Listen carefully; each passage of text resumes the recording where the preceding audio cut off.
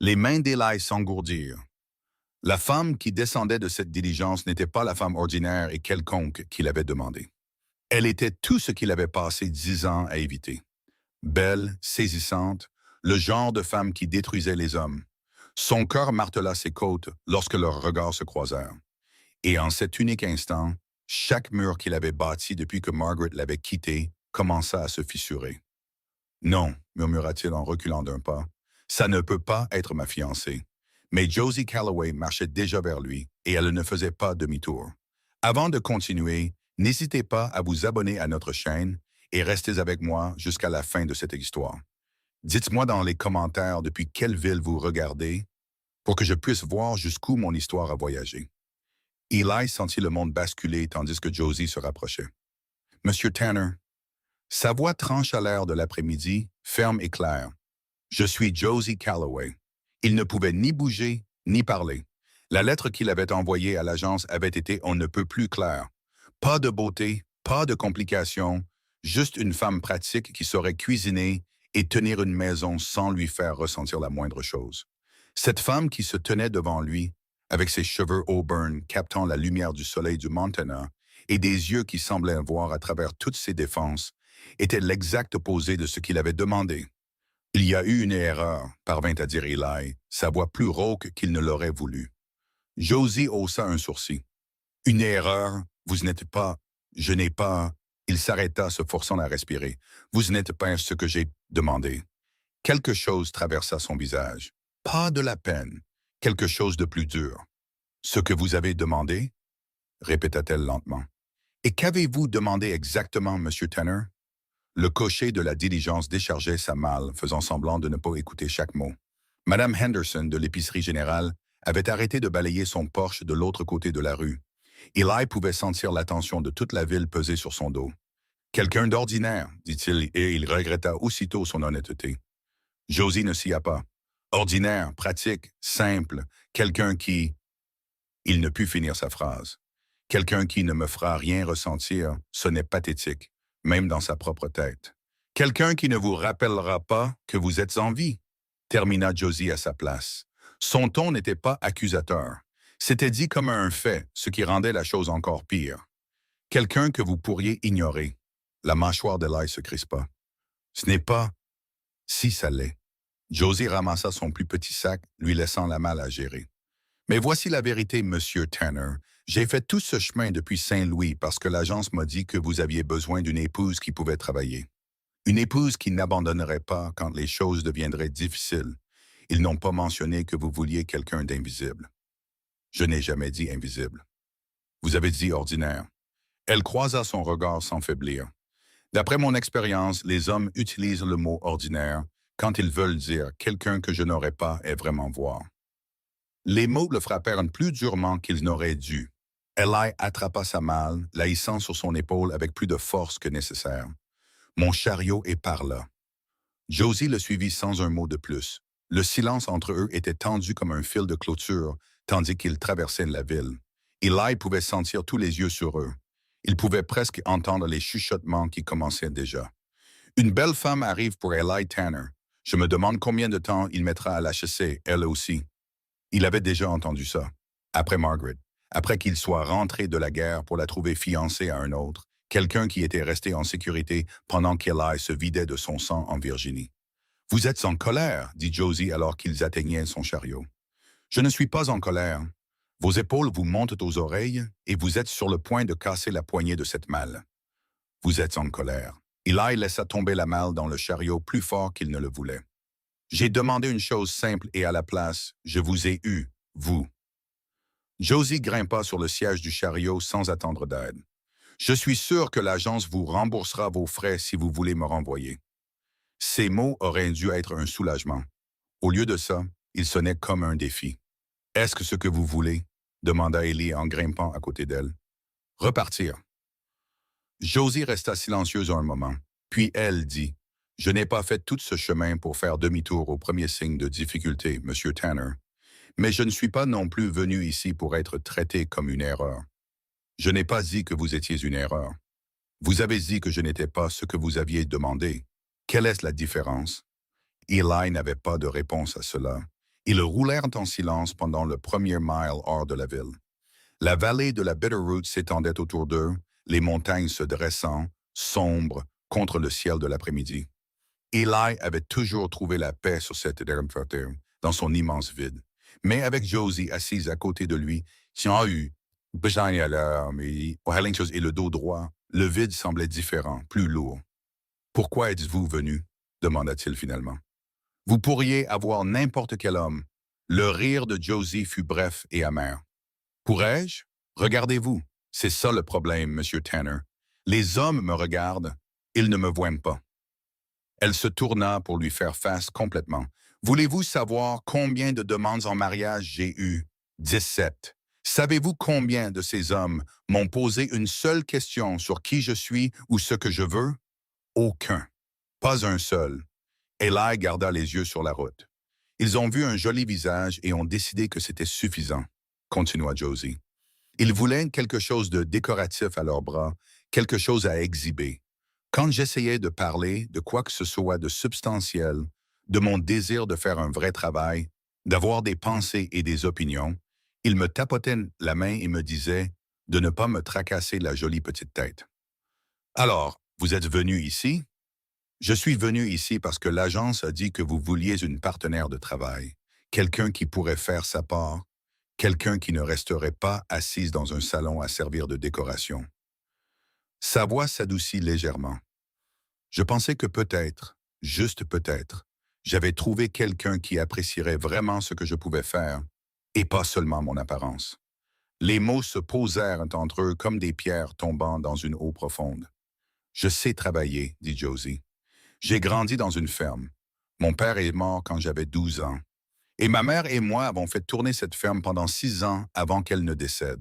Je connais le travail acharné, Monsieur Tanner. Je sais ce que signifie mériter sa place.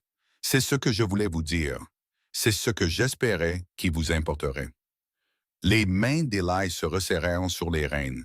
La femme assise à côté de lui n'était en rien ce à quoi il s'attendait, et cela le terrifiait plus qu'il ne voulait l'admettre. Le ranch est à 2 miles d'ici, dit-il. Très bien. Ce n'est pas luxueux. Je ne m'attendais pas à du luxe. Il y a beaucoup de travail. Bien. Le menton de Josie se releva. Je ne suis pas venu ici pour rester inactive. Quand ils atteignirent enfin le ranch, Eli observa attentivement le visage de Josie, attendant la déception ou le dégoût.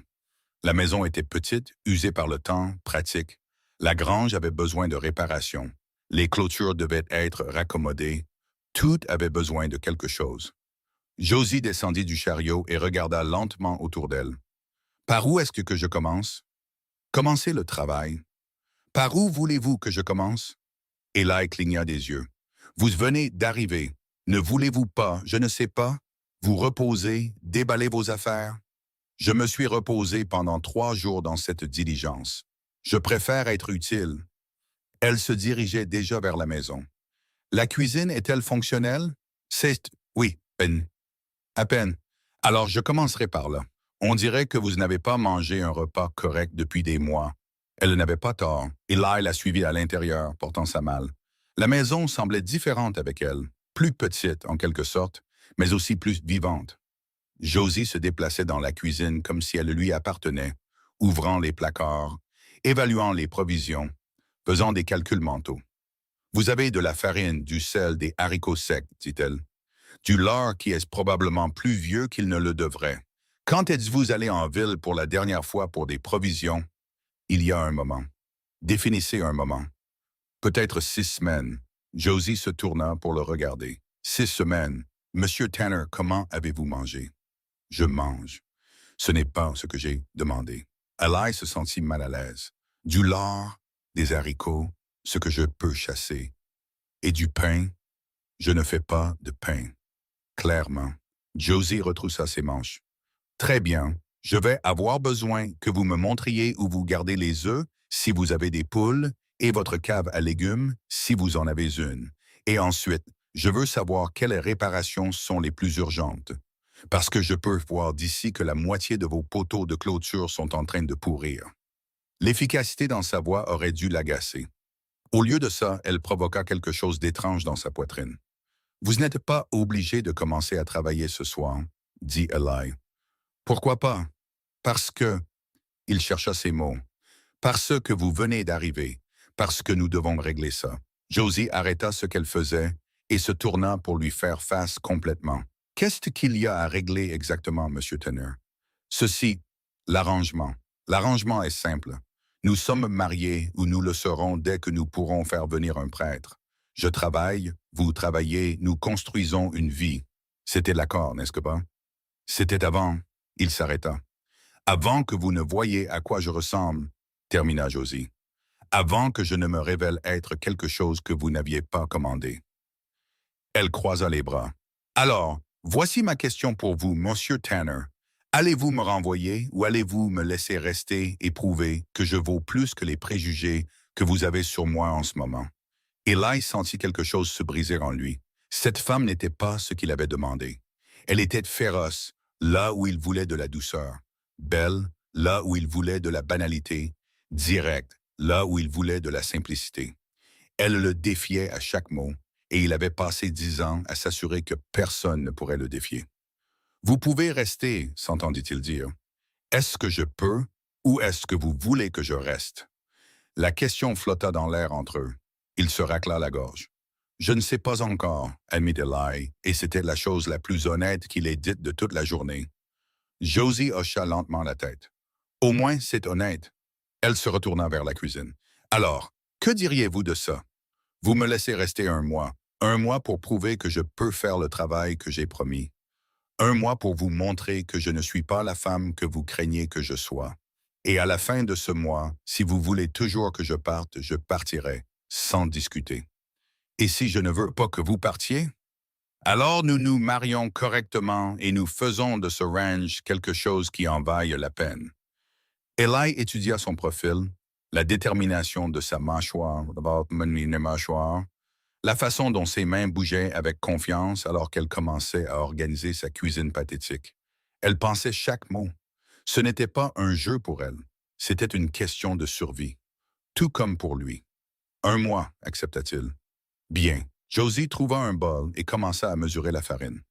Maintenant, sortez de ma cuisine. Je fais du pain et je n'ai pas besoin que vous tourniez autour de moi. Eli faillit sourire. Presque. Il se retira dans la grange, soi-disant pour vérifier des chevaux, mais en réalité pour se remettre les idées en place. La femme dans sa maison n'était pas ce qu'il avait commandé. Elle était compliquée, stimulante et bien trop belle pour sa tranquillité d'esprit. Mais elle était aussi pratique, directe et clairement capable. Et cela l'effrayait plus que tout, car la dernière fois qu'il s'était permis de s'attacher à une femme capable et belle, elle l'avait détruit. Quand il revint 1 heure plus tard, l'odeur du pain frais emplissait la maison.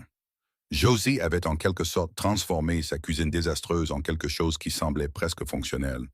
Elle avait balayé le sol, organisé les étagères, et sortait maintenant une mèche dorée de son vieux four. Il y a du lard qui frit et des haricots qui réchauffent, dit-elle sans le regarder. Asseyez-vous. Eli s'assit. Elle posa une assiette devant lui. Du lard croustillant, des haricots assaisonnés, une tranche épaisse de pain encore chaud avec du beurre. Il ne se souvenait pas de la dernière fois où il avait vu un plat aussi appétissant. Mangez, ordonna Josie. Il mangea. Le pain était parfait, croustillant à l'extérieur, moelleux à l'intérieur, encore assez chaud pour que le beurre fonde dedans. Les haricots avaient été transformés de sa bouillie insipide habituelle en quelque chose qui avait vraiment le goût de nourriture. Même le lard était différent. Elle l'avait cuit juste comme il faut, croustillant sans être brûlé. Josie s'assit en face de lui avec sa propre assiette et mangea en silence. « C'est bon, dit finalement Eli. C'est du pain et des haricots. Ce n'est pas compliqué. C'est meilleur que tout ce que j'ai fait en 10 ans. Ce n'est pas un grand exploit, Monsieur Tanner. J'ai vu votre cuisine. » Ellie, elle leva les yeux. « Quoi? Vous pouvez m'appeler Ellie. Nous allons vivre dans la même maison. Monsieur Tanner semble excessif. Quelque chose s'adoucit sur son visage. Ellie, alors. Et vous pouvez m'appeler Josie. Pas Mademoiselle Calloway, juste Josie. Josie, répéta-t-il, et le nom semblait étrange dans sa bouche. Personnel, réel. Ils finirent de manger dans un silence confortable. Quand Josie commença à débarrasser les assiettes, Eli se leva pour aider. « Je peux le faire, dit-elle. Moi aussi. » Ils firent la vaisselle côte à côte sans parler, juste en existant dans le même espace. Cela aurait dû être gênant. Au lieu de ça, c'était presque naturel. « Les clôtures, » dit Josie en séchant la dernière assiette. « À quel point sont-elles en mauvais état, vraiment? » « Assez mauvais. Le pâturage nord est de pire. Les poteaux pourrissent. Avons-nous les moyens de les remplacer? » « Nous, avait-elle dit, nous, comme s'ils formaient déjà une équipe. « À peine, admit Ellie. L'argent est rare. Alors nous ferons ce que nous pouvons avec ce que nous avons. J'ai déjà réparé des clôtures. Ce n'est pas un travail joli, mais ça tient. » Eli se tourna pour la regarder. « Vous avez réparé des clôtures. Je vous ai dit que j'avais grandi dans une ferme. Ma mère et moi faisions tout après la mort de mon père. Les clôtures, la toiture, l'abattage, les semailles. S'il fallait le faire, nous le faisions. Pourquoi n'êtes-vous pas simplement resté à la ferme? » Les mains de Josie s'immobilisèrent sur le torchon. « Parce qu'après la mort de ma mère, la banque l'a prise. Je n'avais pas d'argent pour les combattre, pas de famille vers qui me tourner. Alors je suis allé à Saint-Louis, j'ai trouvé du travail comme couturière et j'ai essayé d'économiser assez pour tout recommencer. Mais une femme seule ne gagne pas assez pour tout recommencer. Pas vraiment. » Elle plia le torchon avec précision. « Alors, quand j'ai entendu parler de l'agence d'hommes dans l'Ouest qui avaient besoin d'épouses et de partenaires, j'ai pensé que c'était peut-être ma chance. Une chance d'avoir à nouveau une terre, de construire quelque chose à nouveau, même si cela signifiait épouser un étranger. » Même alors, elle croisa son regard. « Parce que je préfère prendre le risque plutôt que de passer le reste de ma vie à coudre les robes d'autres femmes en prétendant que c'est suffisant. » Eli comprenait ça. Dieu l'aide, il le comprenait complètement. « Le pâturage nord, dit-il. Nous commencerons par là demain, de bonne heure. » Josie hocha la tête. De bonne heure.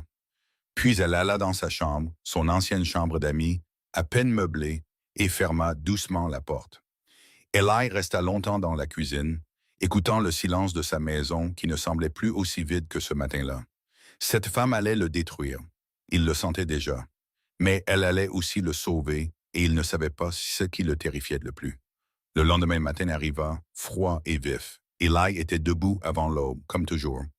Mais quand il entra dans la cuisine, Josie était déjà là. Elle avait ravivé le feu, préparé le café et emballait du pain et du fromage dans un baluchon. « Pour le travail, dit-elle en attrapant son regard surpris. Nous aurons besoin de manger. Vous n'étiez pas obligé. Je sais, je voulais le faire. » Elle lui tendit une tasse de café. « Buvez, il fait froid dehors. » Ils travaillèrent dans le pâturage nord jusqu'à midi. Josie le suivant, poteau pour poteau. Elle ne se plaignit pas quand des échardes s'enfoncèrent dans ses mains, ne ralentit pas quand son dos devait la faire hurler de douleur. Elle continua simplement à travailler avec la même détermination constante qu'elle avait montrée depuis sa descente de la diligence. « Pourquoi ne portez-vous pas de gants? » demanda finalement Eli. « Je n'en ai pas qui me vont. » Il retira les siens et les lui lança. « Utilisez les miens. » « Et vos mains? » « J'ai eu pire. » Josie attrapa les gants mais ne les mit pas. « Ce n'est pas comme ça qu'un partenariat fonctionne, Eli. Nous avons tous les deux besoin de mains en état de travailler. Alors nous prendrons des tours. Ou nous pourrions simplement supporter quelques échardes. »« Têtu. »« Pratique, corrigea-t-elle. Il y a une différence. » Le soir, ils avaient remplacé 15 poteaux et réparé 5 pieds de clôture. Ce n'était pas un travail joli, mais ça tiendrait. Josie avait eu raison sur ce point.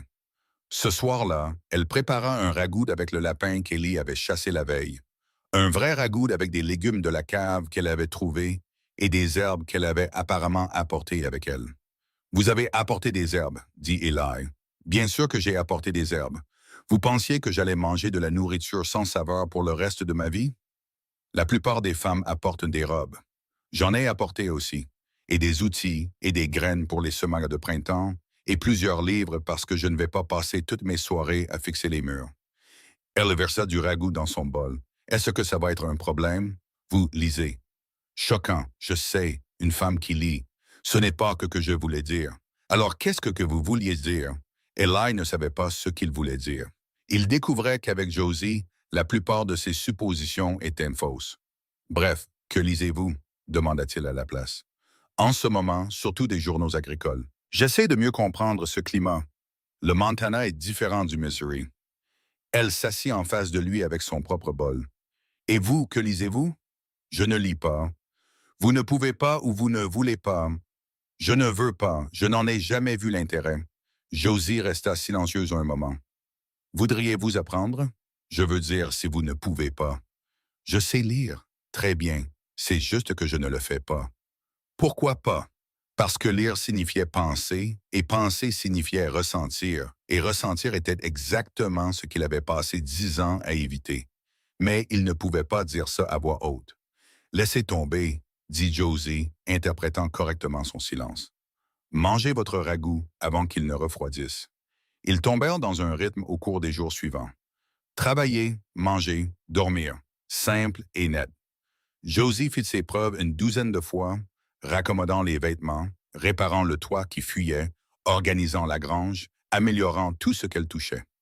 Elle était exactement ce qu'il avait demandé, à tous égards, sauf celui qui comptait le plus. Elle lui faisait ressentir des choses.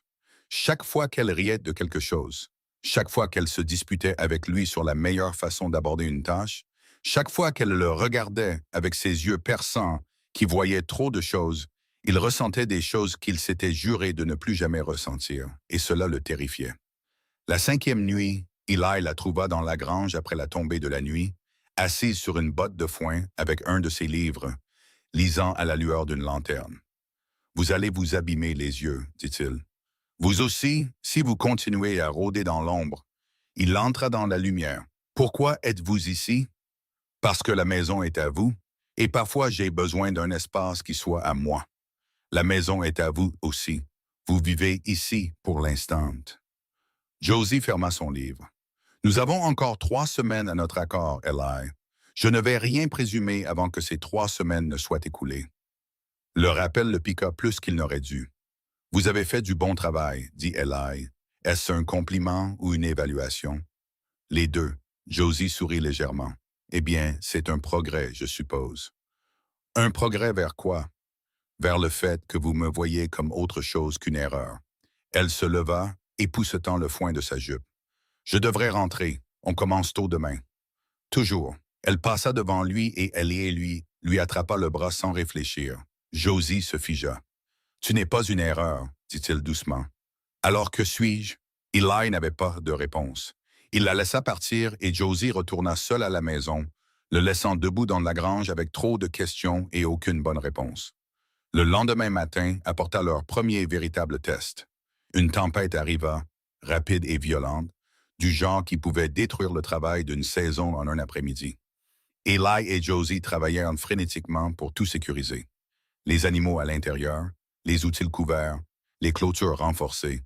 La pluie tombait comme des balles, froide et dure.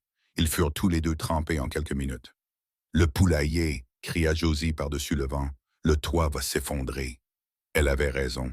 Eli pouvait déjà le voir commencer à céder. Ils coururent ensemble, luttant contre le vent et la pluie. Le toit était pire qu'il ne l'avait pensé. Pas seulement en train de céder, mais en train de s'effondrer activement. Les poules criaient et s'éparpillaient. « Fais sortir les volailles !» cria Eli. « Je vais soutenir le toit. »« Tu ne peux pas le soutenir seul, Josie !» Mais elle était déjà à côté de lui, attrapant l'une des poutres de soutien, poussant contre le toit qui s'effondrait avec une force qui le choqua. Ensemble, ils le maintinrent assez longtemps pour que les poules se mettent à l'abri. Puis la poutre se brisa. Eli vit la scène se dérouler et poussa Josie sur le côté, violemment. Le toit s'effondra là où elle se tenait une seconde plus tôt, la manquant de quelques centimètres. Ils tombèrent tous les deux dans la boue, respirant fort. La pluie battait son plein. Les poules étaient en sécurité. Le poulailler était détruit. Josie se tourna pour le regarder, la pluie ruisselant sur son visage. « Tu m'as poussé. Le toit s'effondrait. Tu aurais pu être tué. Toi aussi, tu aurais pu. » Ils se regardèrent à travers la pluie et quelque chose changea. Quelque chose de fondamental et de terrifiant. « Pourquoi as-tu fait ça? » demanda Josie. « Parce que je... » Eli s'arrêta, incapable de finir. « Parce que quoi? »« Parce que tu comptes, dit-il d'une voix rauque. « C'est ça, tu comptes. Les yeux de Josie s'écarquillèrent. Puis, incroyablement, elle sourit. Tu comptes aussi, Eli Tanner. Ils s'aidèrent à se relever et coururent vers la maison. Mais quelque chose avait changé. Quelque chose qui ne pouvait être changé. Ce soir-là, alors qu'ils étaient assis près du feu en vêtements secs, Eli sut que son plan d'un mois n'allait jamais fonctionner. Parce que Josie Calloway était déjà devenue exactement ce qu'il craignait. Elle était devenue quelqu'un sans qui il ne pouvait imaginer vivre. Et cette prise de conscience lui donna envie de fuir. Eli se leva brusquement, trop vite, renversant le tabouret en bois à côté de lui. Je devrais vérifier les animaux. Josie leva les yeux de là où elle était assise, ses cheveux encore humides de la tempête. La lueur du feu reflétait l'inquiétude dans ses yeux. Tu viens de les vérifier il y a 1 heure. Je dois vérifier à nouveau, Eli. Je dois m'assurer qu'ils sont bien installés. Il se dirigeait déjà vers la porte, attrapant son manteau. Il pleut encore à verse dehors, dit Josie doucement, et nous savons tous les deux que les animaux vont bien. Il s'arrêta, la main sur la poignée de la porte, le dos tourné vers elle. Qu'est-ce que tu veux que je dise, Josie? Je veux que tu arrêtes de fuir chaque fois que quelque chose de réel se passe entre nous. Les mots le frappèrent comme un coup de poing dans le ventre. Eli se tourna lentement. Je ne fuis pas. Alors qu'est-ce que tu fais? Je suis pratique. Les animaux ont besoin. Les animaux vont bien. C'est toi qui ne vas pas bien. Josie se leva, s'enroulant dans la couverture. Tu m'as poussé pour m'écarter de ce toit. Tu aurais pu être tué. Et ensuite, tu m'as dit que je comptais. Tu t'en souviens? Bien sûr que je m'en souviens. C'était il y a 1 heure. Alors pourquoi essaies-tu de le reprendre? Je n'essaie pas. Eli s'arrêta, se forçant à respirer. Je n'essaie pas de le reprendre. Alors qu'est-ce que tu fais en ce moment? Parce que ça ressemble beaucoup à une fuite pour moi. Il voulait le nier. Il voulait lui dire qu'elle avait tort, qu'elle ne comprenait pas. Mais Josie voyait à travers tous les mensonges qu'il s'était jamais racontés. Et elle n'était là que depuis 5 jours. Je ne sais pas comment faire ça, admit-il, les mots sortant, rauques et bruts. Faire quoi? M'attacher à quelqu'un? Laisser quelqu'un entrer? J'ai cru le faire une fois et ça... Il s'arrêta. Ça t'a détruit, termina Josie doucement. Je sais, tu me l'as dit, Margaret. Je ne t'ai rien dit sur Margaret. Tu n'avais pas besoin. Je le vois partout sur toi, Eli. La façon dont tu tressailles chaque fois que je m'approche trop. La façon dont tu me regardes parfois comme si j'allais disparaître. Elle fit un pas vers lui. Mais je ne suis pas elle. Je ne vais pas te quitter. Tu n'en sais rien. Si je le sais, parce que je suis venu ici pour la même raison que tu as fait venir une épouse. J'en ai assez d'être seul. J'en ai assez de prétendre que c'est suffisant. Sa voix trembla légèrement. Et oui, tu me fais peur aussi, parce que tu pourrais me blesser tout aussi gravement que n'importe qui avant. Mais je suis toujours là. Je choisis toujours de rester. La gorge d'Élie se serra. Le mois n'est pas encore écoulé. Au diable le mois! Josie combla la distance entre eux. Veux-tu que je parte ou non? Dis-le-moi, parce que je ne peux pas continuer cette danse où tu me rapproches 1 minute pour me repousser la suivante. Je ne veux pas que tu partes, dit-il, et la vérité de ces mots le terrifia. Alors arrête d'agir comme si c'était le cas. Ils se tenaient là, à quelques centimètres l'un de l'autre, le feu crépitant derrière eux et la pluie martelant le toit. Eli pouvait sentir le savon qu'elle avait utilisé, pouvait voir les paillettes d'or dans ses yeux bruns, pouvait sentir sa chaleur même à travers l'espace qui les séparait. Il se racla la gorge. « Je ne sais pas comment être ce dont tu as besoin, dit-il. Je n'ai pas besoin que tu sois quoi que ce soit, sauf honnête. » Josie leva la main, et un instant, il crut qu'elle allait toucher son visage. Au lieu de ça, elle laissa simplement sa main retomber. « C'est tout ce que j'ai toujours voulu. Quelqu'un qui me dit la vérité, même quand c'est difficile. La vérité, c'est que j'ai terriblement peur de toi. » Quelque chose vacilla sur son visage. « De moi ou de ce que je te fais ressentir? » Les deux, Josie sourit, triste et compréhensive. « Bien, j'ai terriblement peur de toi aussi. » L'aveu fit craquer quelque chose dans sa poitrine. Ils restèrent là dans le silence qui suivit, et Eli réalisa que c'était ça, la confiance. Se tenir devant quelqu'un avec toutes ses peurs exposées et le voir ne pas s'enfuir. « Va vérifier les animaux si tu en as besoin, dit finalement Josie. Je ne vais pas t'arrêter. Mais quand tu reviendras, nous allons parler de ça. Vraiment parler. Plus de fuite. Eli hocha la tête, il sortit sous la pluie, vérifia des animaux qui allaient parfaitement bien et resta longtemps dans la grange, essayant de comprendre comment une seule femme avait réussi à démanteler chaque mur qu'il avait passé une décennie à construire. Quand il revint à l'intérieur de nouveau trempé, Josie avait fait du thé. Elle lui tendit une tasse sans un mot, et ils s'assirent de part et d'autre du feu. Parle-moi de Margaret, dit Josie. Il n'y a rien à dire. Il y a tout à dire, parce qu'elle se tient entre nous en ce moment, et j'ai besoin de savoir pourquoi. Eli fixa son thé. Nous étions fiancés avant la guerre. Je pensais que nous avions l'éternité. Je suis parti me battre, et quand je suis revenu, elle était mariée à un autre. Quelqu'un qui était resté en sécurité. Quelqu'un qui n'avait pas de cauchemar, ni de boiterie, ni... Il s'arrêta. Quelqu'un qui n'était pas brisé, dit Josie doucement. Je n'étais pas brisé. J'étais juste... Ellie, tu boites toujours. Je t'ai vu ménager ta jambe gauche chaque matin jusqu'à ce que tu t'échauffes. Tu ne dors pas bien. Je t'entends bouger la nuit.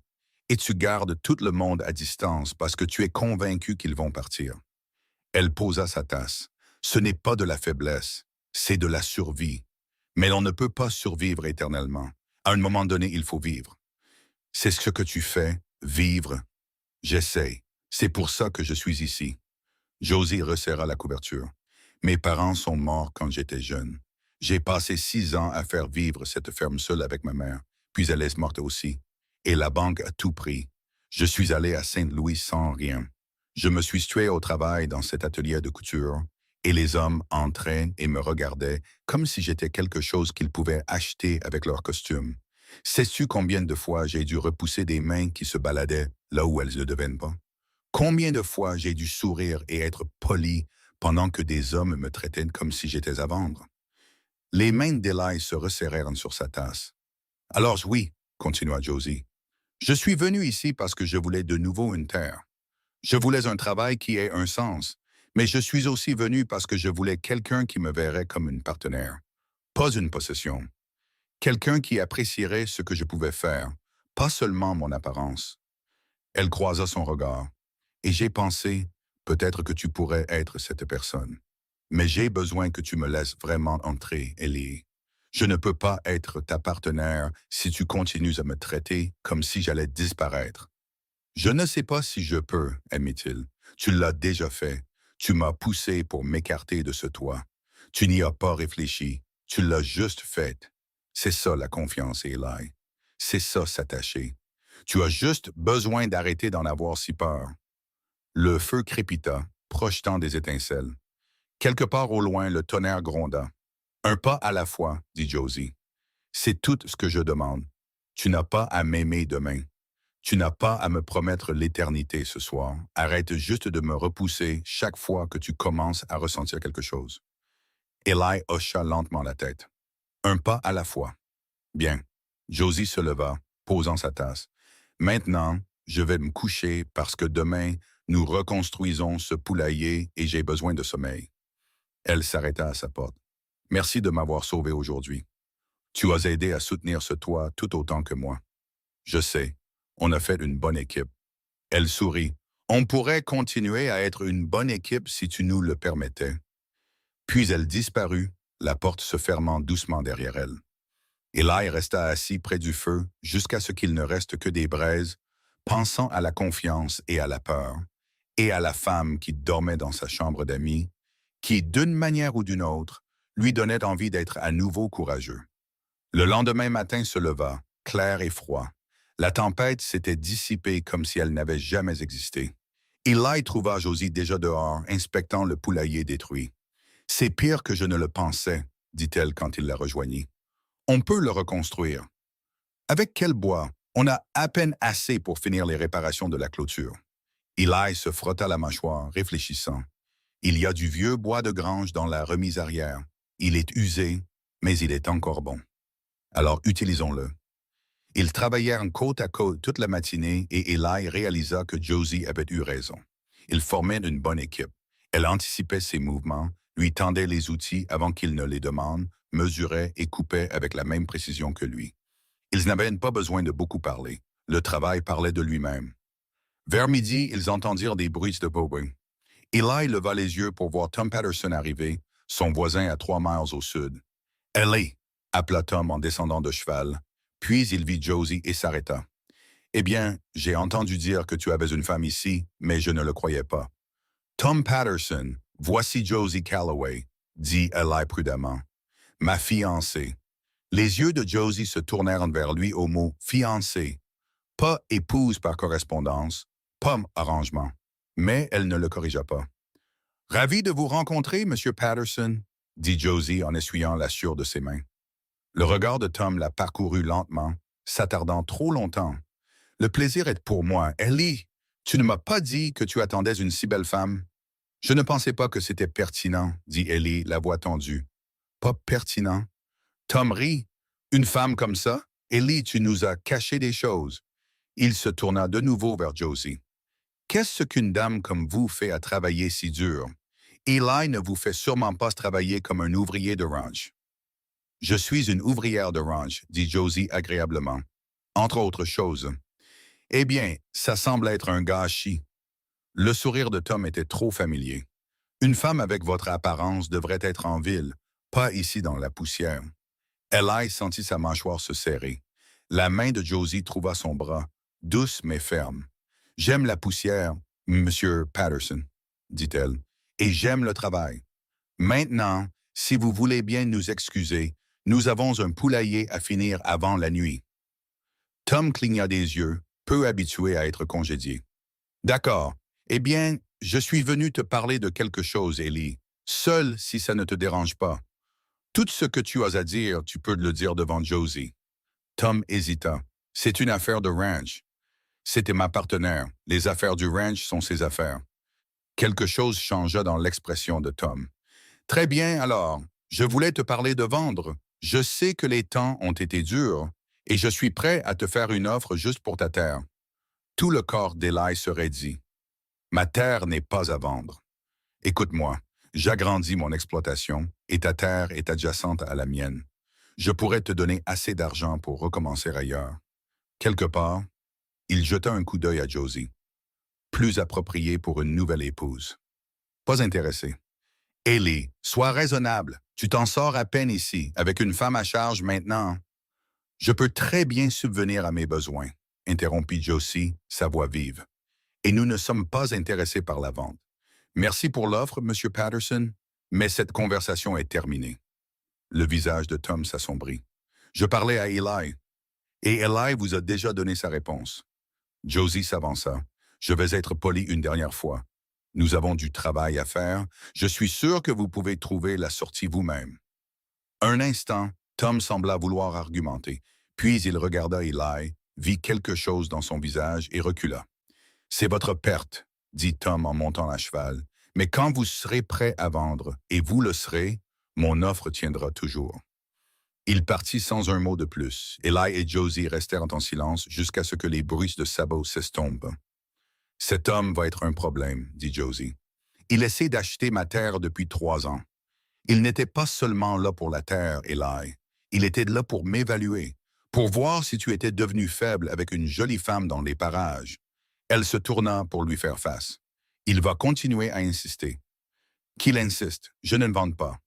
Même si les choses deviennent plus difficiles, même alors, Eli croisa son regard. « C'est ma terre, notre terre si tu restes, et je n'abandonne pas ce qui est à moi. » Quelque chose dans l'expression de Josie changea.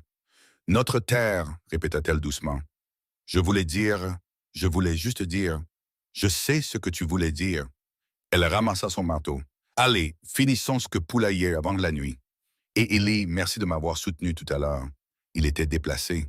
Il l'était, mais tu aurais pu le laisser te parler seul. Tu ne l'as pas fait. » Elle sourit. « Un pas à la fois, n'est-ce pas? » Un pas à la fois. Ils finirent le poulailler au coucher du soleil. Ce n'était pas joli, mais c'était solide. Les poules s'aventurèrent prudemment à l'intérieur et Josie dispersa des graines pendant qu'Eli sécurisait la nouvelle porte. « Pas mal pour une journée de travail, » dit Josie en époussetant la poussière de sa jupe. « Tu es doué pour ça, pour construire, pour tout. Le travail, tenir tête à Tom, me faire croire qu'on peut vraiment y arriver. » Josie resta silencieuse un moment. Est-ce qu'on peut vraiment y arriver? Je ne sais pas, mais je veux essayer. Les mots sortirent plus facilement qu'il ne s'y attendait. J'ai toujours peur. Je vais encore faire des erreurs parfois, mais je veux essayer. C'est tout ce que j'avais besoin d'entendre. Ce soir-là, après un autre dîner simple, Josie lui avait encore fait manger de vrais légumes. Ils s'assirent sur le porche à regarder les étoiles apparaître. Il faisait froid, mais aucun d'eux ne bougea pour entrer. Dis-moi quelque chose de vrai, dit soudain Josie. Quoi? Quelque chose de vrai sur toi. Quelque chose que tu ne dis pas aux gens. Eli pensa à mentir, à dévier. Mais elle avait demandé la vérité, et il avait promis d'essayer. J'ai peur chaque jour de tout perdre à nouveau, dit-il. La terre, le ranch, tout ce que j'ai construit. Certains matins, je me réveille et je peux à peine respirer à cause de cette peur. Josie hocha lentement la tête. J'ai peur chaque jour de ne pas être à la hauteur, que peu importe à quel point je travaille dur ou à quel point je fais mes preuves, quelqu'un décidera que je ne suis qu'un joli visage et rien de plus. Elle resserra son châle. Nous sommes tous les deux terrifiés, Eli. La différence, c'est que je choisis d'être terrifié avec toi plutôt que seul. C'est ce qu'on fait, être terrifiés ensemble. Je crois bien. Est-ce que ça te va? Eli tendit la main et prit la sienne. C'était la première fois qu'il initiait le contact, et les doigts de Josie se resserrèrent immédiatement autour des siens. Ouais, dit-il, ça me va. Ils restèrent assis comme ça jusqu'à ce que le froid les pousse à rentrer. Les mains liées, tous deux effrayés et tous deux restants. La semaine suivante apporta plus de travail, plus de petites victoires, plus de moments de connexion. Josie fit ses preuves encore et encore, réparant le toit qui fuyait, organisant la grange, aidant même Eli avec les comptes quand elle découvrit qu'il les évitait depuis des mois. « Tu dois de l'argent à Henderson pour des provisions, » dit-elle un soir, fronçant les sourcils devant son registre. « Je sais. Ellie, ça date de 4 mois. » J'ai dit « Je sais. Et tu n'as pas payé parce que je n'avais pas l'argent il y a 4 mois. » Josie leva les yeux. « Et maintenant? » Maintenant, j'ai assez pour passer l'hiver. À peine. Si je paye Henderson, je n'aurai plus assez. Alors, tu l'as évité. Il comprend.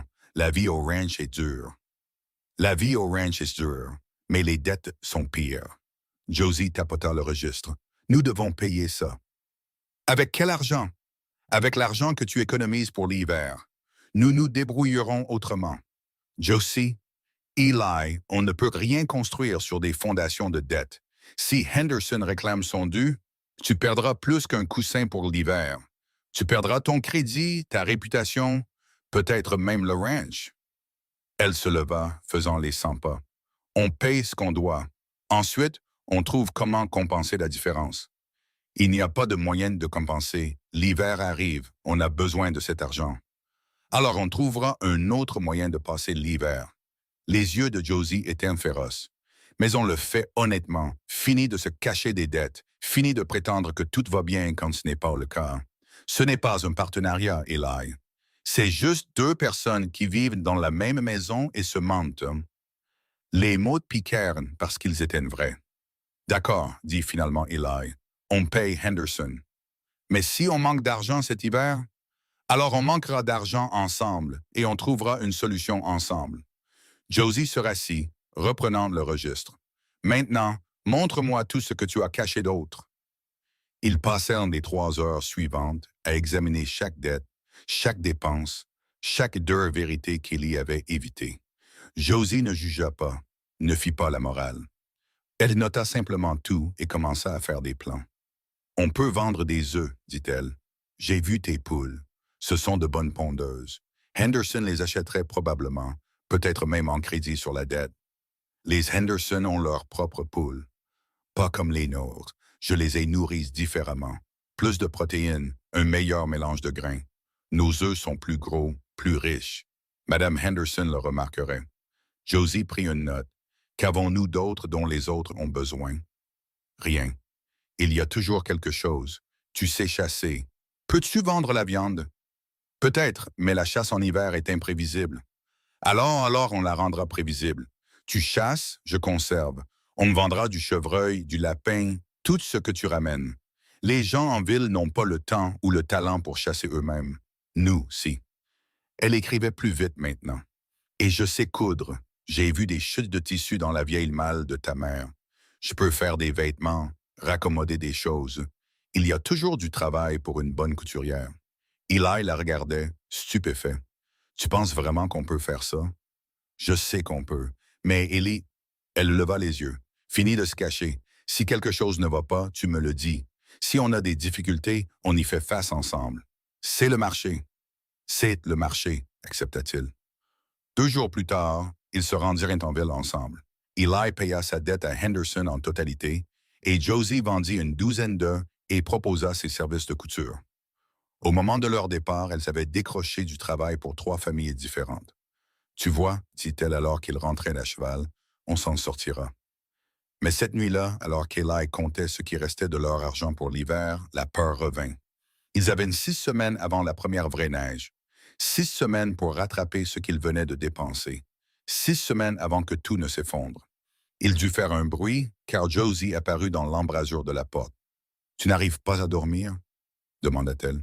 « Je pense juste à l'argent, à tout. » Il posa la petite bourse en cuir. « Et si ça ne marche pas? Et si on n'arrive pas à gagner assez? Alors on trouvera un autre moyen. Il n'y aura peut-être pas d'autre moyen, Josie. » Elle traversa la pièce et s'assit à côté de lui.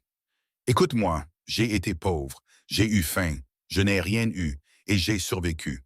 On survivra à ça aussi. » Sa main trouva la sienne. « Mais tu dois me faire confiance, et tu dois te faire confiance, on va s'en sortir. » Tu ne peux pas le savoir. Non, mais je peux y croire, et tu peux y croire avec moi. Elle serra sa main. On est une équipe, tu te souviens? Les équipes n'abandonnent pas.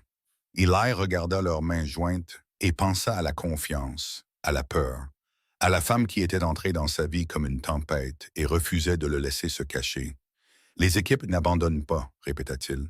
C'est ça, sourit Josie. Maintenant, viens te coucher. Demain, on commence à se battre pour ces ranchs, ensemble. Et d'une manière ou d'une autre, avec sa main dans la sienne et sa foi féroce les enveloppant tous les deux, Eli pensa qu'ils avaient peut-être vraiment une chance. Mais le matin apporta une épreuve à laquelle Eli n'était pas préparé.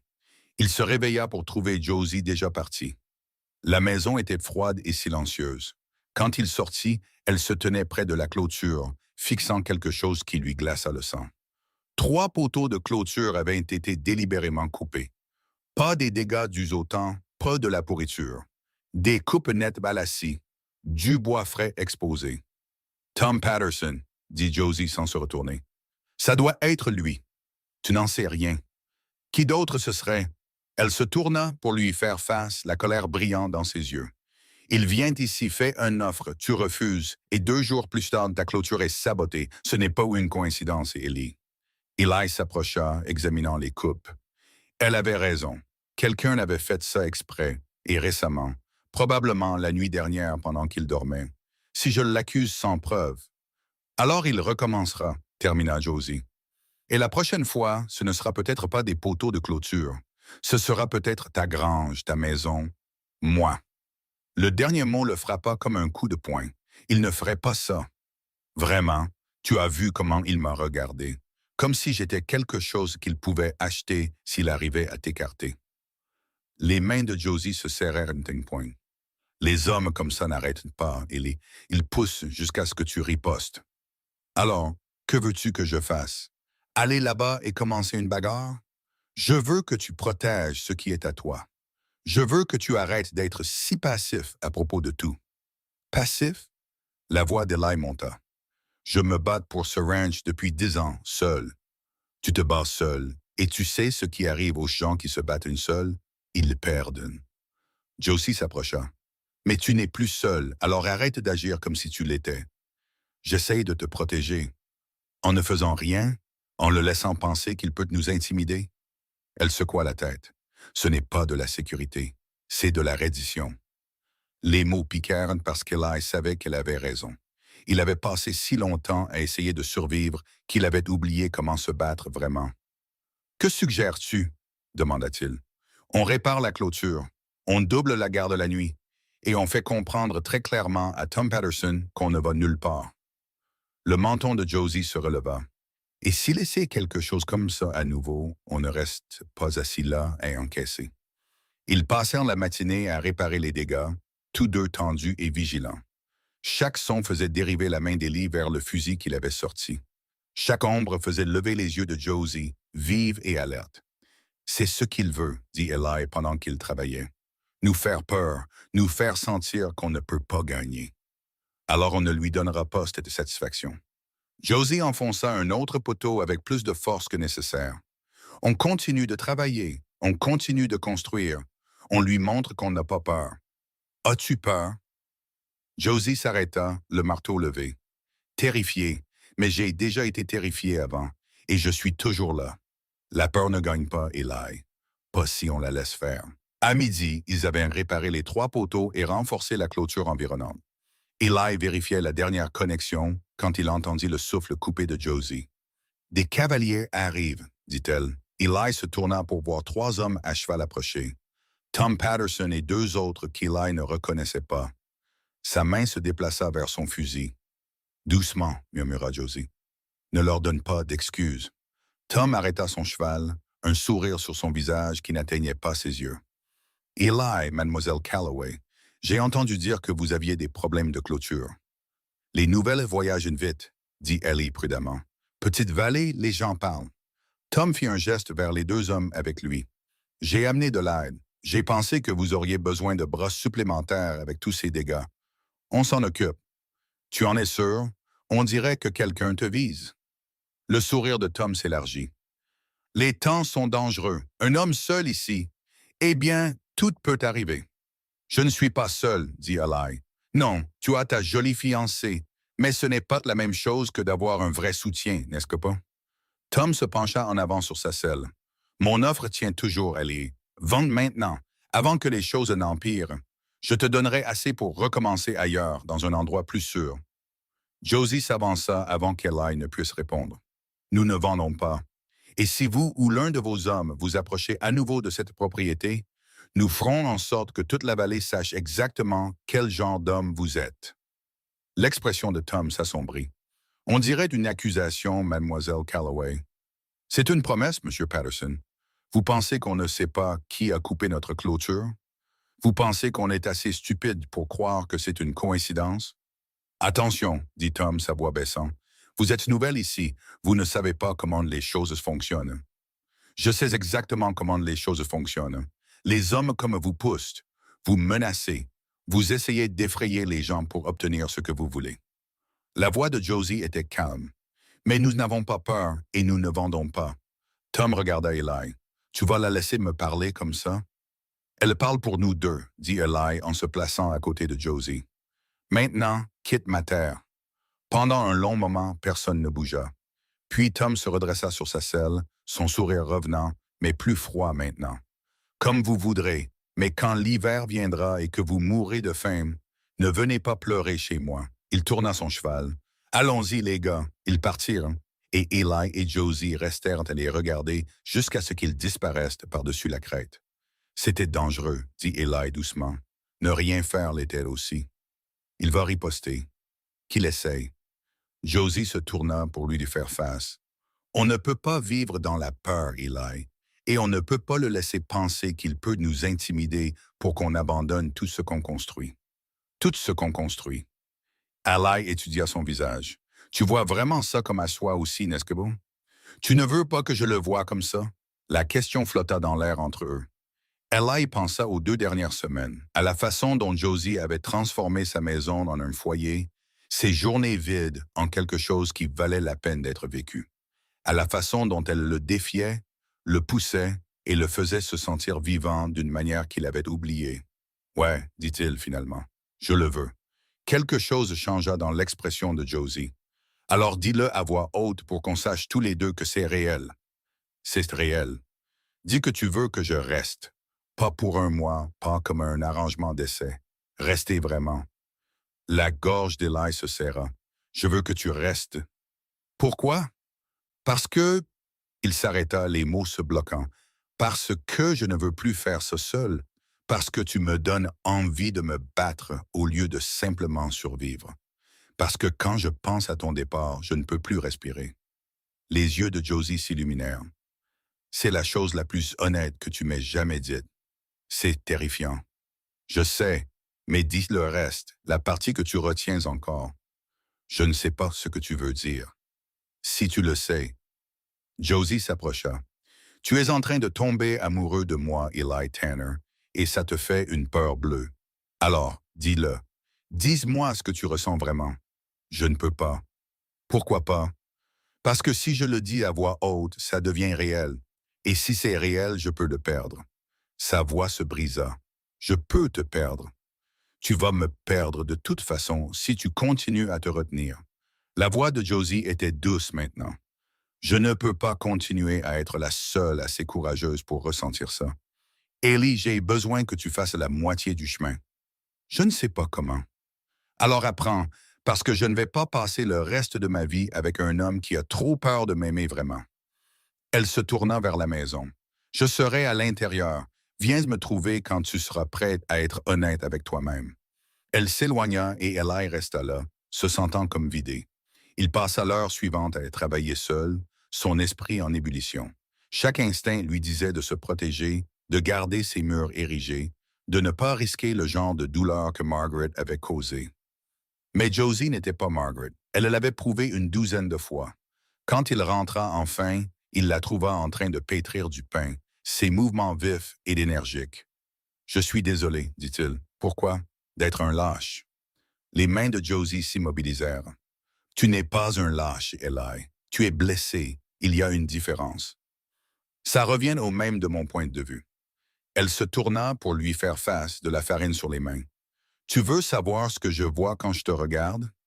Je vois un homme qui a survécu à une guerre, qui est rentré pour faire face à la trahison et qui a continué malgré tout, qui a construit un ranch à partir de rien et s'est battu chaque jour pour le garder. Ce n'est pas de la lâcheté, c'est de la force. Alors pourquoi je n'arrive pas à te dire ce que tu as besoin d'entendre? Parce que tu te punis encore pour quelque chose qui n'était pas de ta faute. » Josie s'essuya les mains sur son tablier. « Margaret t'a quitté. C'était son choix, son échec. Mais tu continues d'agir comme si c'était quelque chose que tu avais mal fait, comme si tu n'étais pas digne d'être aimé. Peut-être que je ne le suis pas. Arrête. » Josie traversa la distance entre eux. « Arrête de faire ça. Arrête de te rabaisser pour correspondre à la cruauté de quelqu'un d'autre. Je ne sais pas comment être autre chose. Si tu le sais, tu étais différent avec moi hier quand on a tenu tête à Tom ensemble.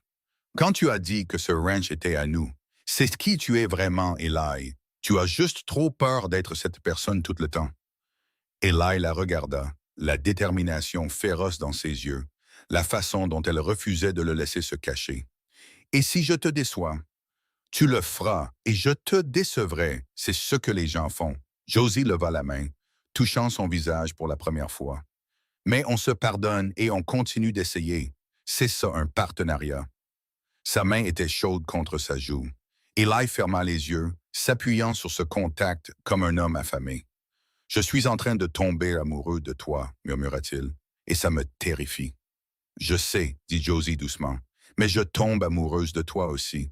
Alors on peut être terrifiés ensemble. » Eli ouvrit les yeux. « Tu ne vas vraiment pas partir? » « Pas à moins que tu ne m'y obliges, et même là, je me battrai probablement contre toi. » Il faillit sourire. « Presque. Tu es têtu.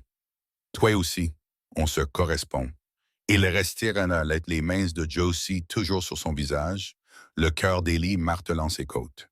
Puis il fit quelque chose qu'il n'avait pas fait en 10 ans. Il se pencha et l'embrassa. Ce n'était ni expert ni fluide. C'était désespéré, maladroit et parfait. Josie fit un petit bruit de surprise.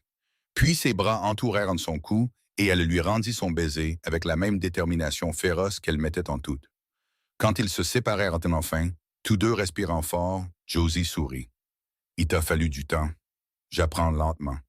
Heureusement pour toi, je suis patiente. » Elle recula, redressant son tablier. « Maintenant, sors de ma cuisine. J'ai du pain à finir et tu me distrais. » Eli attrapa sa main avant qu'elle ne puisse se retourner. « Josie. »« Oui? Merci de ne pas avoir abandonné. Merci de m'avoir enfin laissé entrer. » Ce soir-là, ils s'assirent ensemble après le dîner. Et pour la première fois, Eli parla, vraiment parla, de la guerre, des choses qu'il avait vues et faites, de son retour pour trouver Margaret fiancée à un autre, des cauchemars qui le réveillaient encore, de la peur qui vivait dans sa poitrine comme une pierre. Josie écouta sans l'interrompre, sa main dans la sienne, sa présence stable et solide. Quand j'ai écrit à cette agence, dit Eli, je pensais être malin. Je pensais que si j'obtenais quelqu'un d'ordinaire et de simple, quelqu'un qui ne me ferait rien ressentir, je pourrais avoir de l'aide sans le risque. Mais ça n'allait jamais marcher, n'est-ce pas? Non, dit Josie doucement, parce qu'on ne peut pas construire une vie sans ressentir. On peut survivre sans, mais on ne peut pas vraiment vivre. C'est ce qu'on fait maintenant. Vivre? On essaye. C'est suffisant pour l'instant. Les jours suivants apportèrent une paix fragile. Ils travaillèrent ensemble au ranch, réparèrent ce qui devait l'être, se préparèrent pour l'hiver, et chaque soir, ils s'assirent ensemble et parlèrent, vraiment parlèrent, de leurs espoirs, de leurs peurs et de tout le reste. Mais la paix ne pouvait durer. Eli était dans la grange un après-midi quand il entendit Josie crier. Il courut, fusil à la main, le cœur dans la gorge. Il la trouva dans la maison, debout au-dessus de quelque chose sur le sol. Un lapin mort, la gorge tranchée, laissé sur leur seuil comme un avertissement. « Tom, dit Josie, sa voix tremblant de rage, il essaye de nous faire peur. »« Ça marche, aimé Eli. »« Non. » Josie repoussa l'animal mort d'un coup de pied. « Il n'a pas le droit de faire ça. Il n'a pas le droit de nous terroriser dans notre propre maison. »« Josie, peut-être qu'on devrait. » « Devoir quoi? Fuir? Abandonner? Le laisser gagner? » Elle se tourna vers lui. « C'est ce que tu veux? Je veux que tu sois en sécurité. Alors rende-moi en sécurité. Riposte. Arrête de le laisser nous faire ça. Et si je riposte et qu'il te blesse à cause de ça? Il essaie déjà de nous blesser, Eli. Au moins, si on riposte, on tombe en se battant au lieu de se cacher. » Eli regarda le lapin mort, le message qu'il représentait, et sentit quelque chose se briser en lui. Josie avait raison. Il avait été passif trop longtemps, laissant la peur dicter ses choix. Mais plus maintenant. « Prends ton manteau, dit-il. Où allons-nous? » « Au ranch de Tom Patterson, pour en finir. » Les yeux de Josie s'écarquillèrent. « Maintenant? » Tout de suite, avant que je ne perde mon courage. Ils chevauchèrent ensemble dans le froid de l'après-midi, le fusil d'Eli sur sa selle, la mâchoire de Josie serrée de détermination. Quand ils atteignirent le ranch de Tom, ils le trouvèrent dans sa cour, supervisant ses hommes. « Ali, dit Tom, la surprise vacillant sur son visage. « Je ne m'attendais pas à te voir ici. » Eli descendit de cheval lentement. « J'ai trouvé quelque chose sur mon seuil aujourd'hui, un lapin mort, la gorge tranchée. » « Quel dommage, des coyotes peut-être. » Ce n'étaient pas des coyotes. La voix d'Eli était d'un calme mortel. C'était quelqu'un qui essayait d'envoyer un message. Quelqu'un qui pense pouvoir me faire peur pour que je vende. L'expression de Tom se durcit. « Fais attention à tes accusations. J'en ai fini d'être prudent. J'en ai fini de prétendre que tout ça est une coïncidence. » Eli s'avança. « Tu veux ma terre? Tu devras me tuer pour l'avoir, parce que je ne vends pas. Pas à toi. À personne. De grands mots pour un homme qui s'en sort à peine. Peut-être que je m'en sortais à peine, mais je ne suis plus seul. » Eli jeta un coup d'œil à Josie. « Et ensemble, on est plus fort que tu ne le penses. » Tom rit. « Tu penses que cette fille te rend fort? Elle te rend faible, Eli. Elle te donne quelque chose à perdre. »« Non, dit Josie en descendant de son cheval. Je lui donne quelque chose pour quoi se battre. Il y a une différence. » Elle marcha pour se tenir à côté d'Eli, et ensemble, ils firent face à Tom Patterson avec un front uni que ni l'un ni l'autre n'avaient jamais eu auparavant. « Voici ce qui va se passer, dit Josie. Vous allez nous laisser tranquilles. Plus de sabotage, plus de menaces, plus de visites sur notre terre avec vos tactiques d'intimidation. Parce que si vous ne le faites pas, nous ferons en sorte que tout le monde dans cette vallée sache exactement quel genre d'homme vous êtes. Personne ne vous croira.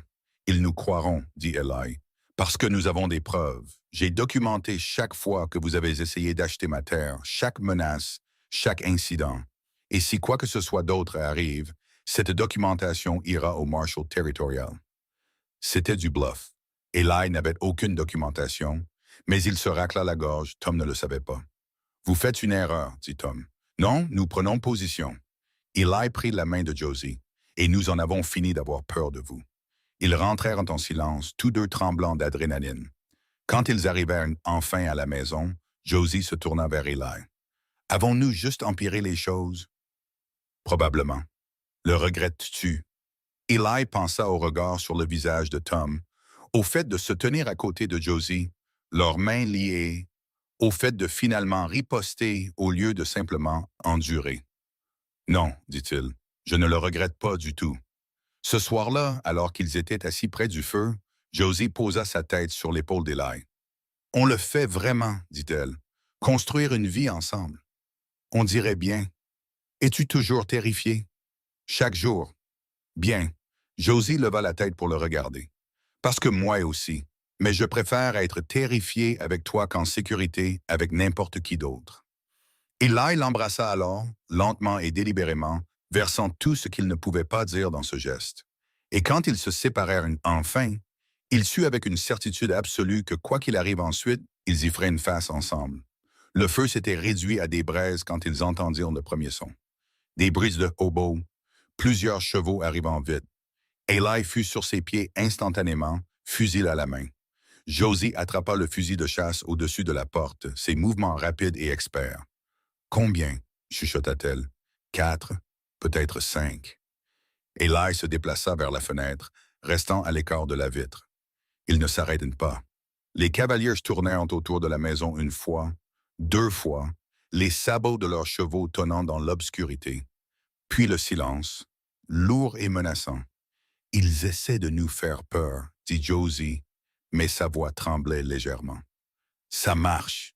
cria une voix dans l'obscurité. Pas celle de Tom, un de ses hommes. « Vous avez fait une erreur aujourd'hui, Tanner. Monsieur Patterson n'oublie pas. » Le doigt d'Eli se resserra sur la gâchette. « Quittez ma terre. » Un rire rauque. « Ta terre? Pour combien de temps encore? L'hiver arrive. Tu mourras de faim d'ici février. J'ai dit, quittez ma terre, aux Arimbières. On s'en va, mais on reviendra, et la prochaine fois, peut-être que ta jolie femme sera seule. » Le visage de Josie devint blanc de rage. Elle se dirigea vers la porte, mais Eli lui attrapa le bras. « Ne fais pas ça, dit-il doucement. C'est ce qu'ils veulent, nous rendre imprudents. Ils viennent de me menacer. Je sais, et on va les faire payer pour ça, mais pas ce soir. Pas quand ils sont plus nombreux que nous et qu'on ne peut pas les voir. » Les cavaliers partirent, leur rire résonnant à travers la vallée. Eli et Josie restèrent dans l'obscurité, armes prêtes, écoutant jusqu'à ce que les sons s'estompent complètement. « On ne peut pas vivre comme ça, » dit finalement Josie, sursautant à chaque son, se demandant quand il reviendrait. « Je sais. Alors qu'est-ce qu'on fait? » Eli posa son fusil, ses mains tremblant légèrement. « On se marie demain. » La tête de Josie se releva brusquement. « Quoi? S'il m'arrive quelque chose, si Tom ou ses hommes... » Il s'arrêta, se forçant à continuer. « Si je meurs et qu'on n'est pas marié, tu n'as aucun droit légal sur cette terre. La banque la prendra. Tom l'achètera. Tout ce pourquoi on s'est battu disparaîtra. Ellie, mais si on est marié, ce ranch est à toi, légalement à toi. Même s'ils me tuent, ils ne pourront pas te le prendre. Ne parle pas comme ça. Je dois parler comme ça, parce que c'est réel maintenant, Josie. Tom ne va pas reculer. Il va continuer à pousser jusqu'à ce que l'un de nous cède. » Eli prit ses mains. « Mais si on est marié, si c'est légalement à nous, au moins tu seras protégé. »« Je ne veux pas me marier pour que tu puisses mourir et me laisser le ranch, » dit Josie, sa voix se brisant. « Je veux me marier parce qu'on s'aime, parce qu'on construit une vie ensemble. C'est ce qu'on fait, mais on est aussi pratique. » Il n'y a rien de pratique dans tout ça. Elle retira ses mains, faisant les 100 pas. « Se marier n'arrêtera pas Tom, ça ne nous rendra pas plus en sécurité. Ça signifie juste que j'ai plus à perdre quand il fera enfin son coup.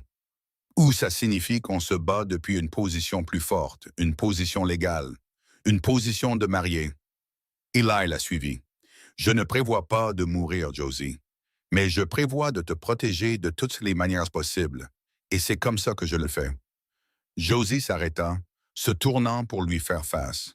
« Tu veux vraiment m'épouser? »« Plus que tout. » Même si ça ne fait que 3 semaines, même si... Eli s'approcha. Je sais ce que je veux, et je te veux comme épouse, comme partenaire, pour le temps qu'il nous reste. Des larmes coulèrent sur les joues de Gozi. Tu es un idiot. Probablement. Se marier ne résoudra rien. Je sais. On va continuer à avoir peur, à être fauchés et à se battre pour nos vies. Je le sais aussi.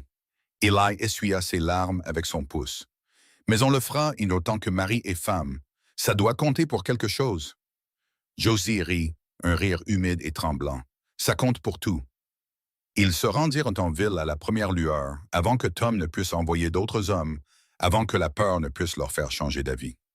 Le prêtre fut surpris de les voir si tôt, mais il les maria quand même lors d'une simple cérémonie avec Madame Henderson et le propriétaire de l'épicerie générale comme témoins. Vous, Elijah Tanner, prenez-vous cette femme pour votre légitime épouse? Oui, je le veux. Et vous, Josephine Calloway, prenez-vous cet homme pour votre légitime époux? Oui, je le veux. Alors, par le pouvoir qui m'est conféré, je vous déclare maintenant mari et femme. Eli embrassa Josie là, dans la petite église, tous deux en vêtements de travail, tous deux épuisés, effrayés et déterminés. Quand ils se séparèrent, Josie pleurait à nouveau. Madame Tanner, dit Eli doucement. Monsieur Tanner, répondit-elle en souriant à travers ses larmes. Ils enregistrèrent le certificat de mariage au palais de justice, s'assurant que tout était légal et documenté. Puis ils achetèrent des provisions avec le reste de leur argent et retournèrent au ranch. On est mariés, dit Josie en rangeant les courses. Oui. Je pensais que je me sentirais différente. Et toi? Non, je me sens pareil, effrayé, plein d'espoir et complètement terrifié. Elle se tourna pour le regarder. C'est normal. Je ne sais pas. Je n'ai jamais fait ça avant. Moi non plus. Josie commença à organiser les provisions, ses mouvements rapides et efficaces. Alors, et maintenant? Maintenant, on se prépare pour l'hiver et on attend le prochain coup de Tom. Le prochain coup arriva plus vite que prévu. Cet après-midi-là, le shérif Wade arriva avec une nouvelle qui glaça le sang d'Eli. Tom Patterson a déposé une plainte, dit Wade en descendant lentement de cheval. Il dit qu'une partie de votre pâturage nord est en fait sur sa terre. Il dit qu'il a un acte de propriété qui le prouve. C'est impossible. J'ai mon acte depuis 10 ans. Il fait venir un arpenteur la semaine prochaine. Il dit qu'il y a eu une erreur dans les bonnes d'origine. Wade semblait mal à l'aise. Eli, s'il a raison, tu pourrais perdre un tiers de ta terre. Il n'a pas raison, il ment. Peut-être, mais tu devras le prouver. Et ça signifie engager ton propre arpenteur, un avocat, passer par les tribunaux. Wade fit une pause. Ça coûte de l'argent que je suppose que tu n'as pas. Eli sentit le sol se dérober sous ses pieds. Tom n'essayait plus seulement de leur faire peur. Il essayait de voler leur terre légalement. Combien de temps ai-je? Demanda Eli. L'arpentage est prévu pour lundi prochain. Tu voudras être là avec tes documents. Et Eli, la voix de Wade baissa. Prends-toi un avocat. Tom joue pour de vrai maintenant. Après le départ de Wade, Eli s'assit à la table de la cuisine, la tête entre les mains. Josie se tenait derrière lui, ses mains sur ses épaules. On ne peut pas se permettre un avocat, dit-il. Hein? Je sais. On ne peut pas se permettre un arpenteur. Je le sais aussi. Alors, on va perdre. Non. Les mains de Josie se resserrèrent. On va se battre avec tout ce qu'on a. Avec quoi? On n'a rien, Josie. Rien à part cette terre, et Tom est sur le point de la prendre aussi. On sent l'un l'autre, et on a la vérité. Elle vint se placer en face de lui. Tom ment. On sait qu'il ment. Alors on trouve un moyen de le prouver. Comment? L'acte de propriété original. T-Bone. On documente tout. On prend des photos si on peut. On obtient des témoignages de voisins qui connaissent les vraies limites. Des voisins comme qui? Tout le monde a peur de Tom. Pas tout le monde. Les Henderson sont ici depuis plus longtemps que quiconque. Ils connaissent cette vallée. Josie le mit sur pied. Allez, on retourne en ville. Josie, maintenant. Eli, avant que tu n'abandonnes. Madame Henderson écouta leur histoire avec une expression sombre. Tom a acheté des terres dans toute la vallée. La plupart des gens viennent plutôt que de se battre. Nous ne sommes pas la plupart des gens, dit Josie. Non, vous ne l'êtes pas. Madame Henderson sourit légèrement. Votre pâturage nord borde l'ancienne propriété des Carson, n'est-ce pas? Celle que Tom a achetée il y a 2 ans. Oui. Je me souviens quand cette limite a été fixée. Ton père et William Carson l'ont marqué ensemble en 58. Il y a eu un litige à l'époque aussi, mais ils l'ont réglé équitablement. Ils ont mis des bornes en pierre tous les 100 yards. Eli se redressa. Des bornes en pierre, sont-elles toujours là? Elles devraient. La pierre ne bouge pas comme les poteaux en bois. Madame Henderson sortit un registre. Je tiens des archives. Tout ce qui se passe dans cette vallée est noté. Laissez-moi voir. Août 1858. Litige de frontière entre Tanner et Carson réglé. Bornes placées aux coordonnées correspondant à l'arpentage territorial. Témoigneriez-vous de cela? Demanda Josie. Au tribunal, contre Tom Patterson. Madame Henderson regarda son mari, qui hocha lentement la tête. Oui, je témoignerai. Quelqu'un doit tenir tête à cet homme. Ils partirent avec des copies des archives de Madame Henderson et une nouvelle détermination. Mais en rentrant à cheval, Eli sentit le poids de ce à quoi ils étaient confrontés. Ça ne fera qu'énerver Tom davantage, dit-il. Bien, qu'il soit en colère. La mâchoire de Josie était serrée. Peut-être qu'il fera une erreur. Cette nuit-là, Eli ne put dormir. Il n'arrêtait pas de penser à l'arpentage, aux avocats de Tom, à toutes les façons dont cela pourrait mal tourner. Quand il abandonna finalement et alla à la cuisine, il trouva Josie déjà là, penchée sur leur acte de propriété à la lueur d'une lanterne. « Tu n'arrives pas à dormir non plus ?» demanda-t-il. « Trop de choses à penser. » Elle leva les yeux. « Et là, il y a quelque chose ici. Dans la description légale, ça mentionne un ruisseau. Le ruisseau Willow longe la limite nord. » Exactement. L'acte dit que la limite suit le lit du ruisseau, pas une ligne droite. Le lit du ruisseau. Elle montra l'encre fanée. Si l'arpenteur de Tom utilise une ligne droite, il a déjà tort. Eli s'approcha, lisant par-dessus son épaule. Ce ruisseau serpente. Une ligne droite couperait au moins 20 acres de notre terre, ce qui est probablement exactement ce sur quoi Tom compte. Il pense qu'on ne remarquera pas la différence, ou qu'on ne pourra pas le prouver. Mais on peut le prouver. Le ruisseau est toujours là. Les bornes en pierre devraient le suivre. Devraient est le mot-clé. On doit vérifier demain. À la première lueur, on parcourt toute la limite et on s'assure que ces bornes sont toujours en place. Eli regarda sa femme penchée sur des documents légaux, se battant pour leur terre avec la même détermination féroce qu'elle mettait en toute. Quelque chose gonfla dans sa poitrine, trop grand pour être nommé. « Quoi? » demanda Josie, attrapant son regard. « Je t'aime. » Les mots sortirent, simples et vrais, et les yeux de Josie s'écarquillèrent. « Tu n'as jamais dit ça avant, » murmura-t-elle. « Je sais, j'aurais dû. » Eli l'a mis sur pied. « Je t'aime, Josie Tanner. J'aime ton entêtement et ta force et la façon dont tu refuses d'abandonner même quand tout va mal. J'aime que tu te battes pour ce ranch comme s'il était à toi, parce qu'il est à toi. Il est à nous. Et je t'aime. » Les mains de Josie se posèrent sur son visage. « Je t'aime aussi, tellement que ça me fait peur. » On peut avoir peur ensemble. On a l'air de faire ça souvent. Oui, Eli l'embrassa, lentement et profondément. Mais on se bat aussi ensemble, et c'est ce qui compte. Ils passèrent la journée suivante à parcourir la limite, vérifiant chaque borne de pierre. La plupart étaient encore en place, à moitié enterrées mais solides. Mais 3 manquaient, et Eli sut avec une certitude écœurante que les hommes de Tom les avaient déplacés. « On doit documenter ça, » dit Josie. « Tout. Les bornes qui sont là, celles qui manquent, le lit du ruisseau, tout. » Ils travaillèrent jusqu'à la nuit, mesurant et enregistrant. Josie esquissant des cartes pendant qu'Eli annonçait les coordonnées. Quand ils rentrèrent enfin, ils étaient épuisés, mais armés de preuves. « Ce ne sera peut-être pas suffisant, » prévint Eli. « Alors on en trouvera plus. » Josie descendit de son cheval en grimaçant. « Je ne vais pas abandonner notre terre sans me battre. »« Notre terre, » répéta Eli. « J'aime le son de ça. » Moi aussi. Mais cette nuit-là apporta plus de problèmes. Ils se réveillèrent à l'odeur de la fumée. Eli sauta du lit, attrapant son fusil. Josie était juste derrière lui, son visage pâle dans l'obscurité. « La grange, » dit-elle. Ils coururent en dehors pour trouver des flammes léchant un côté de la grange. Pas encore un grand incendie, mais il grandissait. Eli attrapa des seaux. Josie pompa de l'eau, et ils combattirent le feu ensemble, jusqu'à ce que leurs bras soient endoloris et leurs poumons brûlés. Le feu fut éteint à l'aube, mais les dégâts étaient clairs. Un mur entier détruit, des outils brûlés, du foin perdu. Et gravé dans le bois restant, un message. Vent ou brûle. Tom, dit Josie, sa voix tremblant de rage épuisée. C'est lui qui a fait ça. On ne peut pas le prouver. On n'a pas besoin de le prouver, on le sait.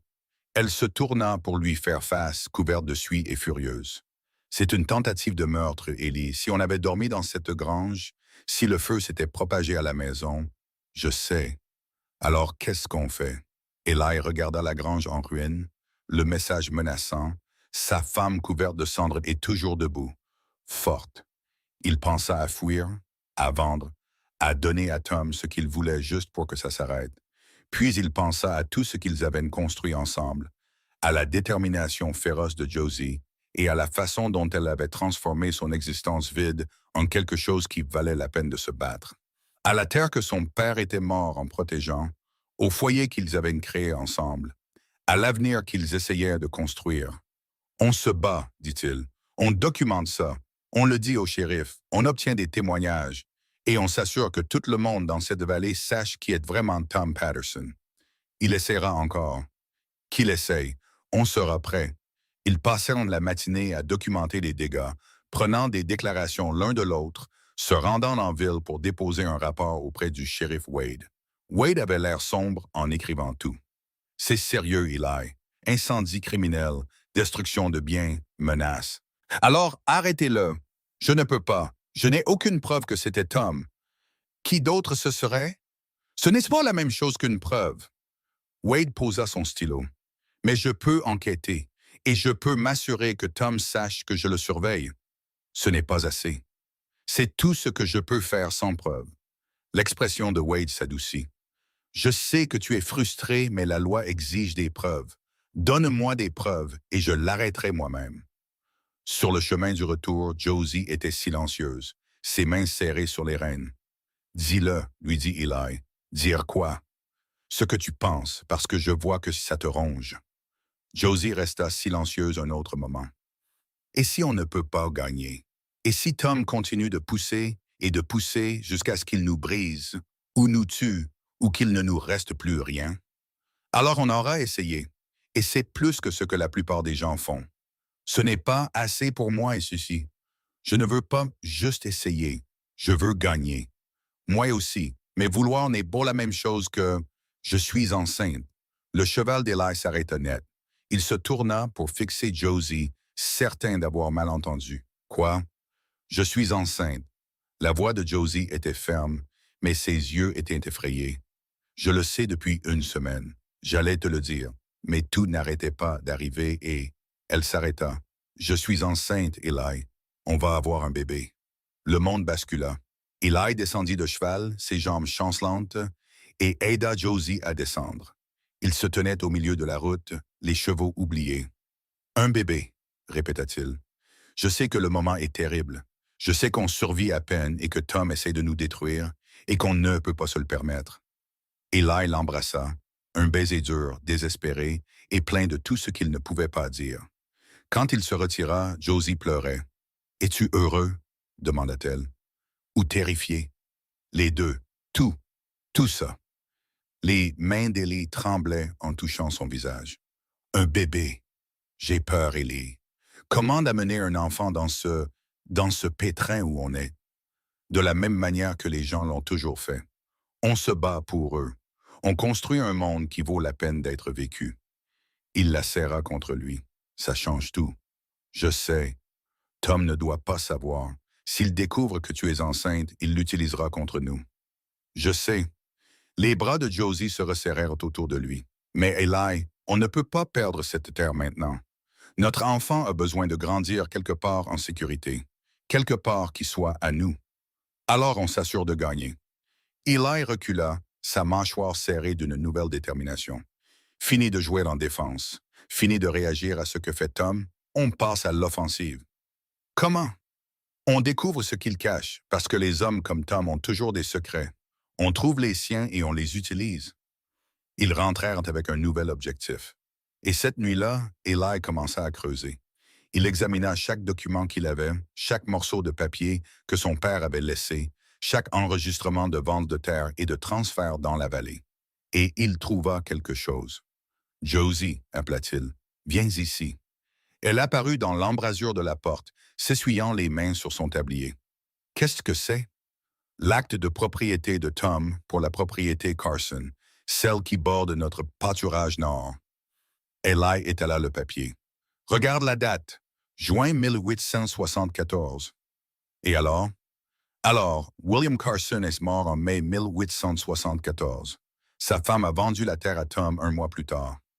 Eli montra la signature, mais ce n'est pas la signature de Margaret Carson. Je connais son écriture. Elle écrivait à ma mère. Ce n'est pas la sienne. Josie se pencha plus près. « Tu en es sûr? » « Certain, ce qui signifie que cet acte pourrait être un faux. S'il est faux, Tom ne possède pas légalement la propriété Carson. Et s'il ne la possède pas, il n'a aucun litige de frontière avec nous. » Les yeux de Josie s'écarquillèrent. « Eli, ça pourrait être ça.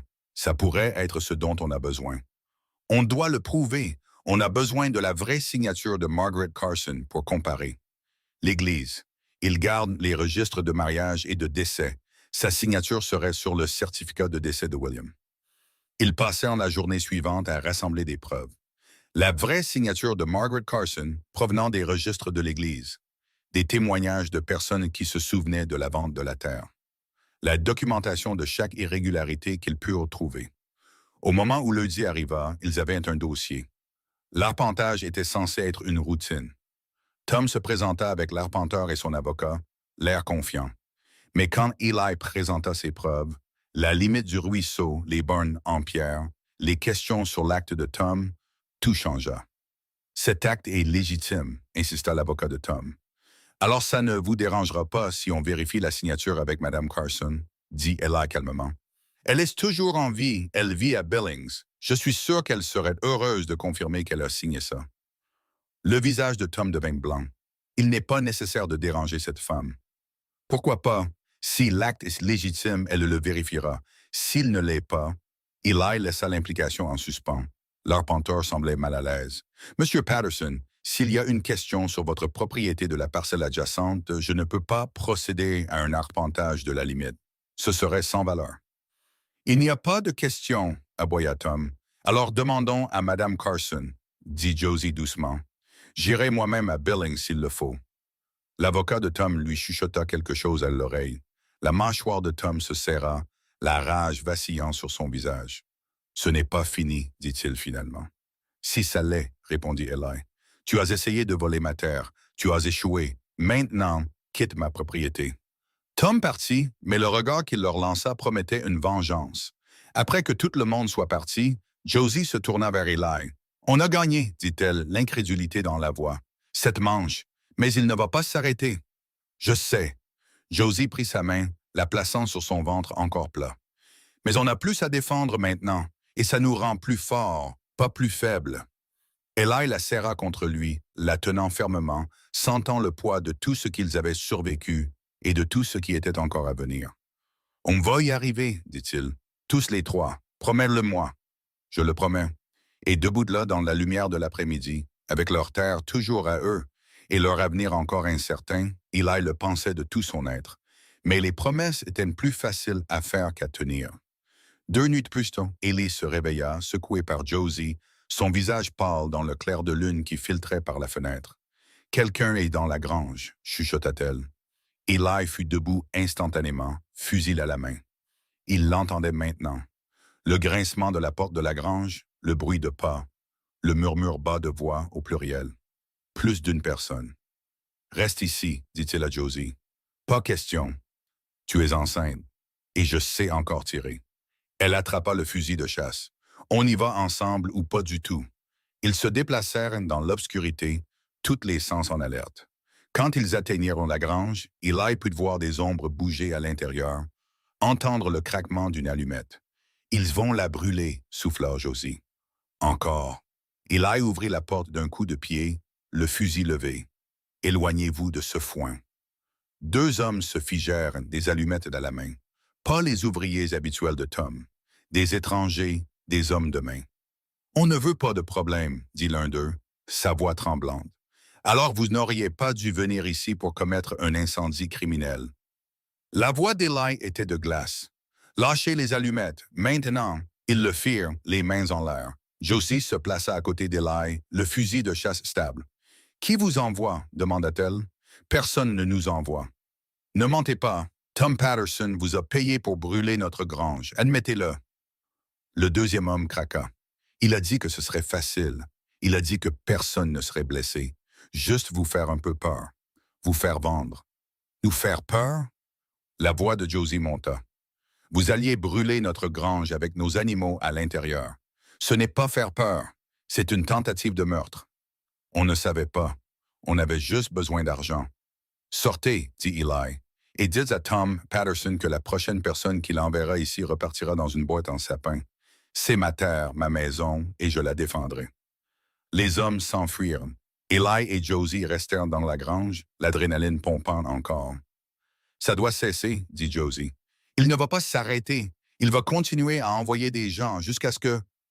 Elle s'arrêta, sa main allant à son ventre. Jusqu'à quoi? Jusqu'à ce que l'un de nous soit mort. Elle se tourna pour lui faire face. Eli, on ne peut pas élever un bébé comme ça, constamment à regarder par-dessus notre épaule, à nous demander quand la prochaine attaque aura lieu. Notre enfant mérite mieux. Je sais. Alors, qu'est-ce qu'on fait? Eli pensa aux hommes qui venaient de s'enfuir, au désespoir grandissant de Tom, à tout ce qu'il risquait de perdre. Puis il pensa au bébé qui grandissait en Josie, à l'avenir qu'ils essayaient de construire, au genre d'homme qu'il voulait être pour sa famille. On y met fin, dit-il. Demain, une fois pour toutes. Le lendemain matin, ils se rendirent en ville avant l'aube, mais ils n'allèrent pas voir le shérif. Ils allèrent au bureau du télégraphe. J'ai besoin d'envoyer un message à Billings, dit Eli à l'opérateur. À Margaret Carson. Josie le regarda vivement. Qu'est-ce que tu fais? Je finis ce qu'on a commencé. Eli commença à écrire. Madame Carson doit savoir que quelqu'un a falsifié sa signature, et elle doit savoir que Tom Patterson profite de cette falsification depuis 2 ans. Elle voudra récupérer la terre. Peut-être. Ou peut-être qu'elle voudra juste que Tom soit poursuivi pour fraude. Eli termina le message et le tendit à l'opérateur. Quoi qu'il en soit, le secret de Tom devient public. Et une fois que les gens sauront qu'il a falsifié un acte, ils commenceront à remettre en question toutes les transactions foncières qu'il a jamais faites. Les yeux de Josie s'écarquillèrent. Tu détruis sa réputation. Je dis la vérité. Ce qui se passe après, c'est son problème. Ils attendirent un temps vil la réponse. Elle arriva 3 heures plus tard, et quand l'opérateur du télégraphe la lut à voix haute, son visage devint pâle. Signature falsifiée. Jamais vendu de terre à Patterson. Engage une action en justice immédiatement. Margaret Carson. La nouvelle se répandit dans la vallée comme une traînée de poudre. À midi, les gens chuchotaient. L'après-midi, ils parlaient ouvertement. Le soir, Tom Patterson arriva en ville avec le meurtre dans les yeux. Il trouva Eli et Josie à l'épicerie générale, achetant des provisions pour l'hiver. Ils étaient déterminés à survivre. « Salaud !» gronda Tom en attrapant Eli par la chemise. « Tu m'as détruit. » Eli ne résista pas, ne se battit pas. Il regarda simplement Tom dans les yeux et dit « Tu t'es détruit toi-même. J'ai juste dit la vérité. » « La vérité? Tu n'as aucune idée de ce que tu as fait. J'ai des investisseurs qui arrivent, des accords en cours. Toute mon opération dépend de cette terre. Une terre que tu as volée. Une terre qui n'a jamais été à toi. » Eli retira les mains de Tom de sa chemise. « Tu aurais pu nous laisser tranquilles. Tu aurais pu accepter que je ne vendais pas. Mais tu as dû insister. Tu as dû menacer, brûler et essayer de nous chasser. Eh bien, maintenant, c'est toi qui vas tout perdre. » Le visage de Tom était violet de rage. Ce n'est pas fini. Si ça l'est. Le shérif Wade apparut derrière Tom, la main sur son arme. « Tom Patterson, je vous place en état d'arrestation pour fraude, incendie criminel et tentative d'intimidation de témoins. » Sur quelle preuve? Sur le témoignage des 2 hommes que vous avez engagés pour brûler la grange des Tanner la nuit dernière. Ils étaient plus qu'heureux de parler une fois que je leur ai expliqué les peines pour incendie criminel. Wade sortit des menottes. « C'est fini, Tom. Tom regarda autour de lui affolé, voyant la foule qui s'était rassemblée, voyant les visages des voisins qu'il avait autrefois craints, regardant maintenant sa chute. Ses yeux se posèrent sur Josie. « C'est de ta faute, cracha-t-il. Tu es venu ici et tu l'as rendu courageux. Tu lui as fait croire qu'il pouvait se battre. Avant toi, il connaissait sa place. » Josie s'avança, sa voix ferme et claire. Sa place est de défendre ce qui est à lui. Sa place est de protéger sa famille. Et si ça vous met en colère, alors vous n'avez jamais mérité de gagner en premier lieu. Tom se jeta sur elle. Eli l'attrapa, le projetant contre le mur du magasin. Un instant, la violence flotta dans l'air, épaisse et prête. « Frappe-moi, dit Ellie doucement. Donne au shérif une raison de plus de t'enfermer. » Tom s'affaissa, le combat s'écoulant de lui. Wade le menotta et l'emmena, et la foule s'écarta silencieusement. Quand ils furent en partie, Eli se tourna pour trouver Josie tremblante. « C'est fini, dit-il en la serrant contre lui. C'est vraiment fini. Vraiment, et ces hommes, ces avocats, c'est fini, répéta fermement Eli. Tom va en prison pour fraude. Margaret Carson récupère sa terre. Et nous, on va reconstruire notre grange, se préparer pour l'hiver et pour notre bébé. C'est ça la suite. Josie enfouit son visage dans sa poitrine. Je n'arrive pas à croire qu'on a survécu à ça. On n'a pas juste survécu, on a gagné. Les semaines qui suivirent furent le travail le plus dur de la vie d'Eli, mais aussi le meilleur. Ils reconstruisirent la grange avec l'aide de voisins qui avaient eu trop peur de les soutenir auparavant, mais qui se sentaient maintenant en sécurité aux côtés des Tanner. Ils firent des provisions pour l'hiver, remboursèrent leurs dettes restantes et commencèrent à faire de vrais plans pour l'avenir. Madame Henderson passa un après-midi avec du tissu et de la laine. « Pour le bébé, dit-elle en les pressant dans les mains de Josie. Chaque enfant a besoin d'un accueil digne de ce nom. Vous n'étiez pas obligés. Chut, vous deux, vous avez tenu tête à Tom Patterson quand personne d'autre ne l'a fait. Ça demande du courage, et le courage mérite d'être célébré. » Elle sourit. « De plus, j'aime les bébés, et j'ai le sentiment que le vôtre sera un battant, tout comme ses parents. » Après son départ, Josie étala le tissu, ses yeux brillants de larmes. « Les gens se soucient de nous, » dit-elle avec étonnement. « On n'est plus seuls. On n'a jamais été seuls. On savait l'un l'autre. Je sais, mais c'est différent. C'est la communauté, c'est l'appartenance. » Elle regarda Ellie. « C'est la maison. » L'hiver arriva, dur et rapide, mais ils étaient prêts. La grange était solide, la maison était chaude, et leurs réserves les feraient tenir jusqu'au printemps. Les nuits les plus froides, ils s'asseyaient près du feu et parlaient de noms pour le bébé, de plans pour agrandir le ranch, de tout ce qu'ils voulaient construire ensemble. « Et si je suis une mère terrible ?» demanda Josie une nuit, sa main sur son ventre qui s'arrondissait. « Tu ne le sauras pas. Tu n'en sais rien. Si je le sais, parce que tu es féroce et forte et que tu n'abandonnes pas. C'est tout ce dont un enfant a besoin. Quelqu'un qui n'abandonne pas. » C'est comme ça qu'était ta mère? Eli pensa à la femme qui l'avait élevé sur cette terre, qui lui avait appris à travailler dur et à rester ferme. Ouais, elle était exactement comme ça. Et toi aussi. Josie resta silencieuse un moment. Dis-moi qu'on va passer l'hiver, l'accouchement, tout. On va y arriver. Promis. Je le promets.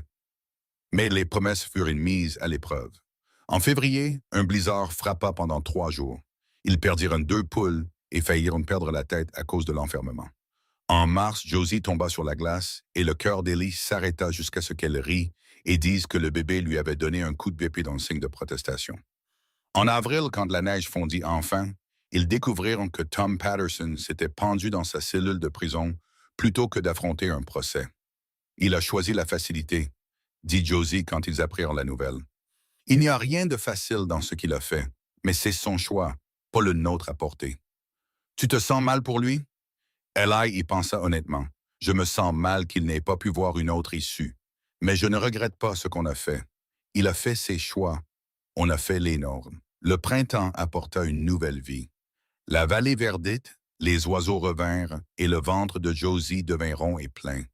Elle travailla aux côtés d'Ellie aussi longtemps qu'elle le put, refusant de ralentir jusqu'à ce qu'il lui ordonne pratiquement de se reposer. « Je suis enceinte, pas mourante, protesta-t-elle. Tu portes mon enfant, notre enfant. Laisse-moi prendre soin de toi pour une fois. Tu prends toujours soin de moi. Pas comme ça, pas comme tu le mérites. Eli l'aida à s'asseoir, lui apportant du thé et du pain. Laisse-moi faire ça, Josie. Laisse-moi être bon avec toi. Elle s'adoucit, touchant son visage. Tu es déjà bon avec moi, le meilleur homme que j'ai jamais connu. J'essaie de l'être. Pour toi, pour le bébé, pour nous tous. Le bébé arriva par une chaude soirée de mai, juste au moment où le soleil se couchait sur les montagnes. Eli était parti chercher le médecin, mais le bébé arriva trop vite. Madame Henderson arriva à temps pour aider. Et quand Eli fut enfin autorisé à revenir dans la pièce, il trouva Josie épuisée et radieuse, tenant un petit paquet. Une fille, murmura-t-elle. On a une fille. Eli ne pouvait ni parler, ni respirer. Il ne pouvait que fixer le visage incroyablement petit qui sortait de la couverture, les petits doigts recroquevillés en poing, le miracle que lui et Josie avaient créé ensemble. Elle est parfaite, parvint-il finalement à dire. Oui. Josie leva les yeux vers lui, des larmes coulant sur son visage. On l'a fait, Eli. On a construit quelque chose de réel. Il s'assit à côté d'eux, enlaçant sa femme et sa fille, et se sentit complet d'une manière qu'il n'avait jamais imaginée. Ils l'appelèrent Sarah, d'après la mère d'Eli. Sarah Margaret Tanner, née dans une maison de ranch dans la vallée de la Bitterroot, de parents qui s'étaient battus pour chaque centimètre de la vie qu'ils construisaient. L'été fut clément pour eux. Leurs récoltes poussèrent. Leurs animaux prospérèrent. Eli construisit un berceau avec du bois qu'il avait récupéré de la vieille grange, gravant le nom de Sarah sur la tête de lit. Josie chantait au bébé pendant qu'elle travaillait, sa voix portant à travers la vallée. Le jour des 3 mois de Sarah, ils se tenaient ensemble sur leur terre, regardant tout ce qu'ils avaient construit. « Le regrettes-tu parfois? » demanda Eli. « D'avoir répondu à cette annonce de l'agence? D'être venu ici pour épouser un étranger? » Josie déplaça Sarah dans ses bras, réfléchissant. « Je regrette la peur. Je regrette les disputes. Je regrette chaque minute qu'on a perdue à avoir peur alors qu'on aurait pu vivre. » Elle leva les yeux vers lui. « Mais je ne te regrette pas. Je ne nous regrette pas, et je ne la regrette certainement pas. » Sarah fit un petit bruit, et ils sourirent tous les deux. « Et toi? » demanda Josie. « Regrettes-tu d'avoir demandé une femme ordinaire et simple qui ne te ferait rien ressentir? » Chaque jour, les yeux de Josie s'écarquillèrent. « Quoi? Je regrette d'avoir perdu ne serait-ce qu'un instant à essayer de me protéger de mes sentiments. Parce que ressentir ça... » Il fit un geste vers Josie, vers Sarah, vers leur terre. « C'est tout. C'est ça la vie. Même les moments effrayants, surtout les moments effrayants, parce qu'on les a affrontés ensemble. » Ils restèrent là alors que le soleil se couchait, peignant le ciel d'or et de rouge. Sarah somnolait dans les bras de Josie. Le ranch s'étendait autour d'eux, durement gagné et profondément aimé. « Avant, je pensais que l'amour était quelque chose qui vous arrivait, » dit Eli doucement. « Quelque chose qu'on ne pouvait pas contrôler, qui pouvait vous détruire si on le laissait faire. Mais ce n'est pas vrai. L'amour est quelque chose qu'on choisit chaque jour, même quand c'est difficile. Surtout quand c'est difficile. »« Et le fais-tu? » demanda Josie. « Le choisir? Nous choisir? » Chaque jour, sans hésitation, sans regret. Il la serra contre lui, faisant attention au bébé entre eux. « Je te choisis, Josie Tanner. Je choisis notre fille. Je choisis cette vie qu'on construit. Et je continuerai de la choisir aussi longtemps que je vivrai. » Josie l'embrassa. Un baiser doux, il se racla la gorge et sûr. « Alors, tout ira bien pour nous. » Cet hiver-là fut plus facile. Le printemps suivant apporta plus de croissance. Les années passèrent et Sarah devint forte et féroce comme sa mère, têtue et déterminée comme son père. Ils agrandirent leur troupeau, étendirent leurs terres légalement lorsque la propriété Carson fut mise en vente légitime, construisirent une plus grande maison avec une chambre pour Sarah et finalement des chambres pour son frère et sa sœur quand ils arrivèrent. Les cauchemars d'Eli s'estompèrent. Sa boiterie devint juste une partie de qui il était, pas une blessure à cacher. La force de Josie devint légendaire dans la vallée. Les gens parlaient de la femme qui avait tenu tête à Tom Patterson, qui s'était battu pour sa famille, qui avait transformé un ranch en faillite en quelque chose de prospère et de fier. Mais plus que ça, ils avaient construit quelque chose que ni l'un ni l'autre n'auraient cru possible. Un partenariat si profond et si vrai qu'il les transforma tous les deux. Ellie apprit à faire confiance à nouveau, à ouvrir son cœur, à croire qu'il était digne d'amour. Josie apprit qu'elle était plus que sa beauté, que sa force. Son intelligence et sa loyauté féroce étaient les choses qui comptaient vraiment. Pour leur 10e anniversaire, ils se tenaient sur le même porche où Ellie l'avait vu descendre de cette diligence pour la première fois. Tous deux plus âgés, marqués par le temps et profondément satisfaits. Je n'arrive pas à croire que ça fait 10 ans, dit Josie. Les 10 meilleures années de ma vie. Même les moments où on a failli tout perdre, même ceux-là, parce qu'on n'a pas perdu. On s'est battu, on a gagné, on a construit ça. 3 enfants couraient dans leur cours. Sarah, maintenant âgée de 9 ans, poursuivant ses jeunes frères avec la même détermination que Josie avait montrée en poursuivant une vie qui valait la peine d'être vécue. Le ranch était florissant. La vallée était en paix. Et Eli et Josie étaient exactement là où ils devaient être. Tu te souviens de cette première nuit? Demanda Josie. Quand tu m'as dit que je n'étais pas ce que tu avais commandé. J'étais un idiot. Tu avais peur. J'étais les deux. Eli la serra contre lui. Mais tu étais exactement ce dont j'avais besoin. Tu étais tout ce dont j'avais besoin. Je ne le savais juste pas encore. Et maintenant? Maintenant, je le sais. Maintenant, je suis reconnaissant chaque jour que l'agence m'ait envoyé l'exact opposé de ce que j'avais demandé. Parce que ce que j'avais demandé m'aurait gardé en sécurité, petit et seul. Ce que j'ai eu, ce que tu m'as donné, c'est une vie qui vaut la peine d'être vécue. Josie se blottit contre lui, regardant leurs enfants jouer, regardant le soleil se coucher sur la terre qu'ils s'étaient si durement battus pour garder. On a bien réussi, n'est-ce pas? On a fait mieux que bien, on a fait de l'extraordinaire. Et c'était vrai. Ils avaient pris la peur et l'avaient transformée en courage. Pris la solitude et l'avaient transformée en famille. Pris un ranch en faillite et l'avaient transformé en un héritage. Ils avaient survécu aux menaces, aux incendies et aux tentatives de vol. Ils avaient affronté leurs propres démons et les peurs de l'autre. Ils avaient construit quelque chose de réel, de durable et de vrai. Le rancher solitaire qui voulait ne rien ressentir avait appris à tout ressentir. La belle femme qui avait été méprisée pour son apparence avait prouvé qu'elle était bien plus. Ensemble, ils avaient créé une vie que ni l'un ni l'autre n'aurait pu construire seul. Et chaque matin, quand Eli se réveillait à côté de Josie, chaque soir quand ils mettaient leurs enfants au lit, chaque moment entre les deux où ils travaillaient côte à côte à construire leur avenir, ils savaient avec une certitude absolue que l'amour n'était pas quelque chose à craindre. C'était quelque chose pour quoi se battre, à choisir, autour de quoi construire toute sa vie. Ça ne peut pas être ma fiancée, avait-il pensé ce premier jour. Et il avait eu raison. Josie n'était pas sa fiancée. Elle était sa partenaire, son égale, son foyer, son cœur, son tout. Et c'était infiniment mieux que tout ce qu'il aurait jamais pu imaginer demander.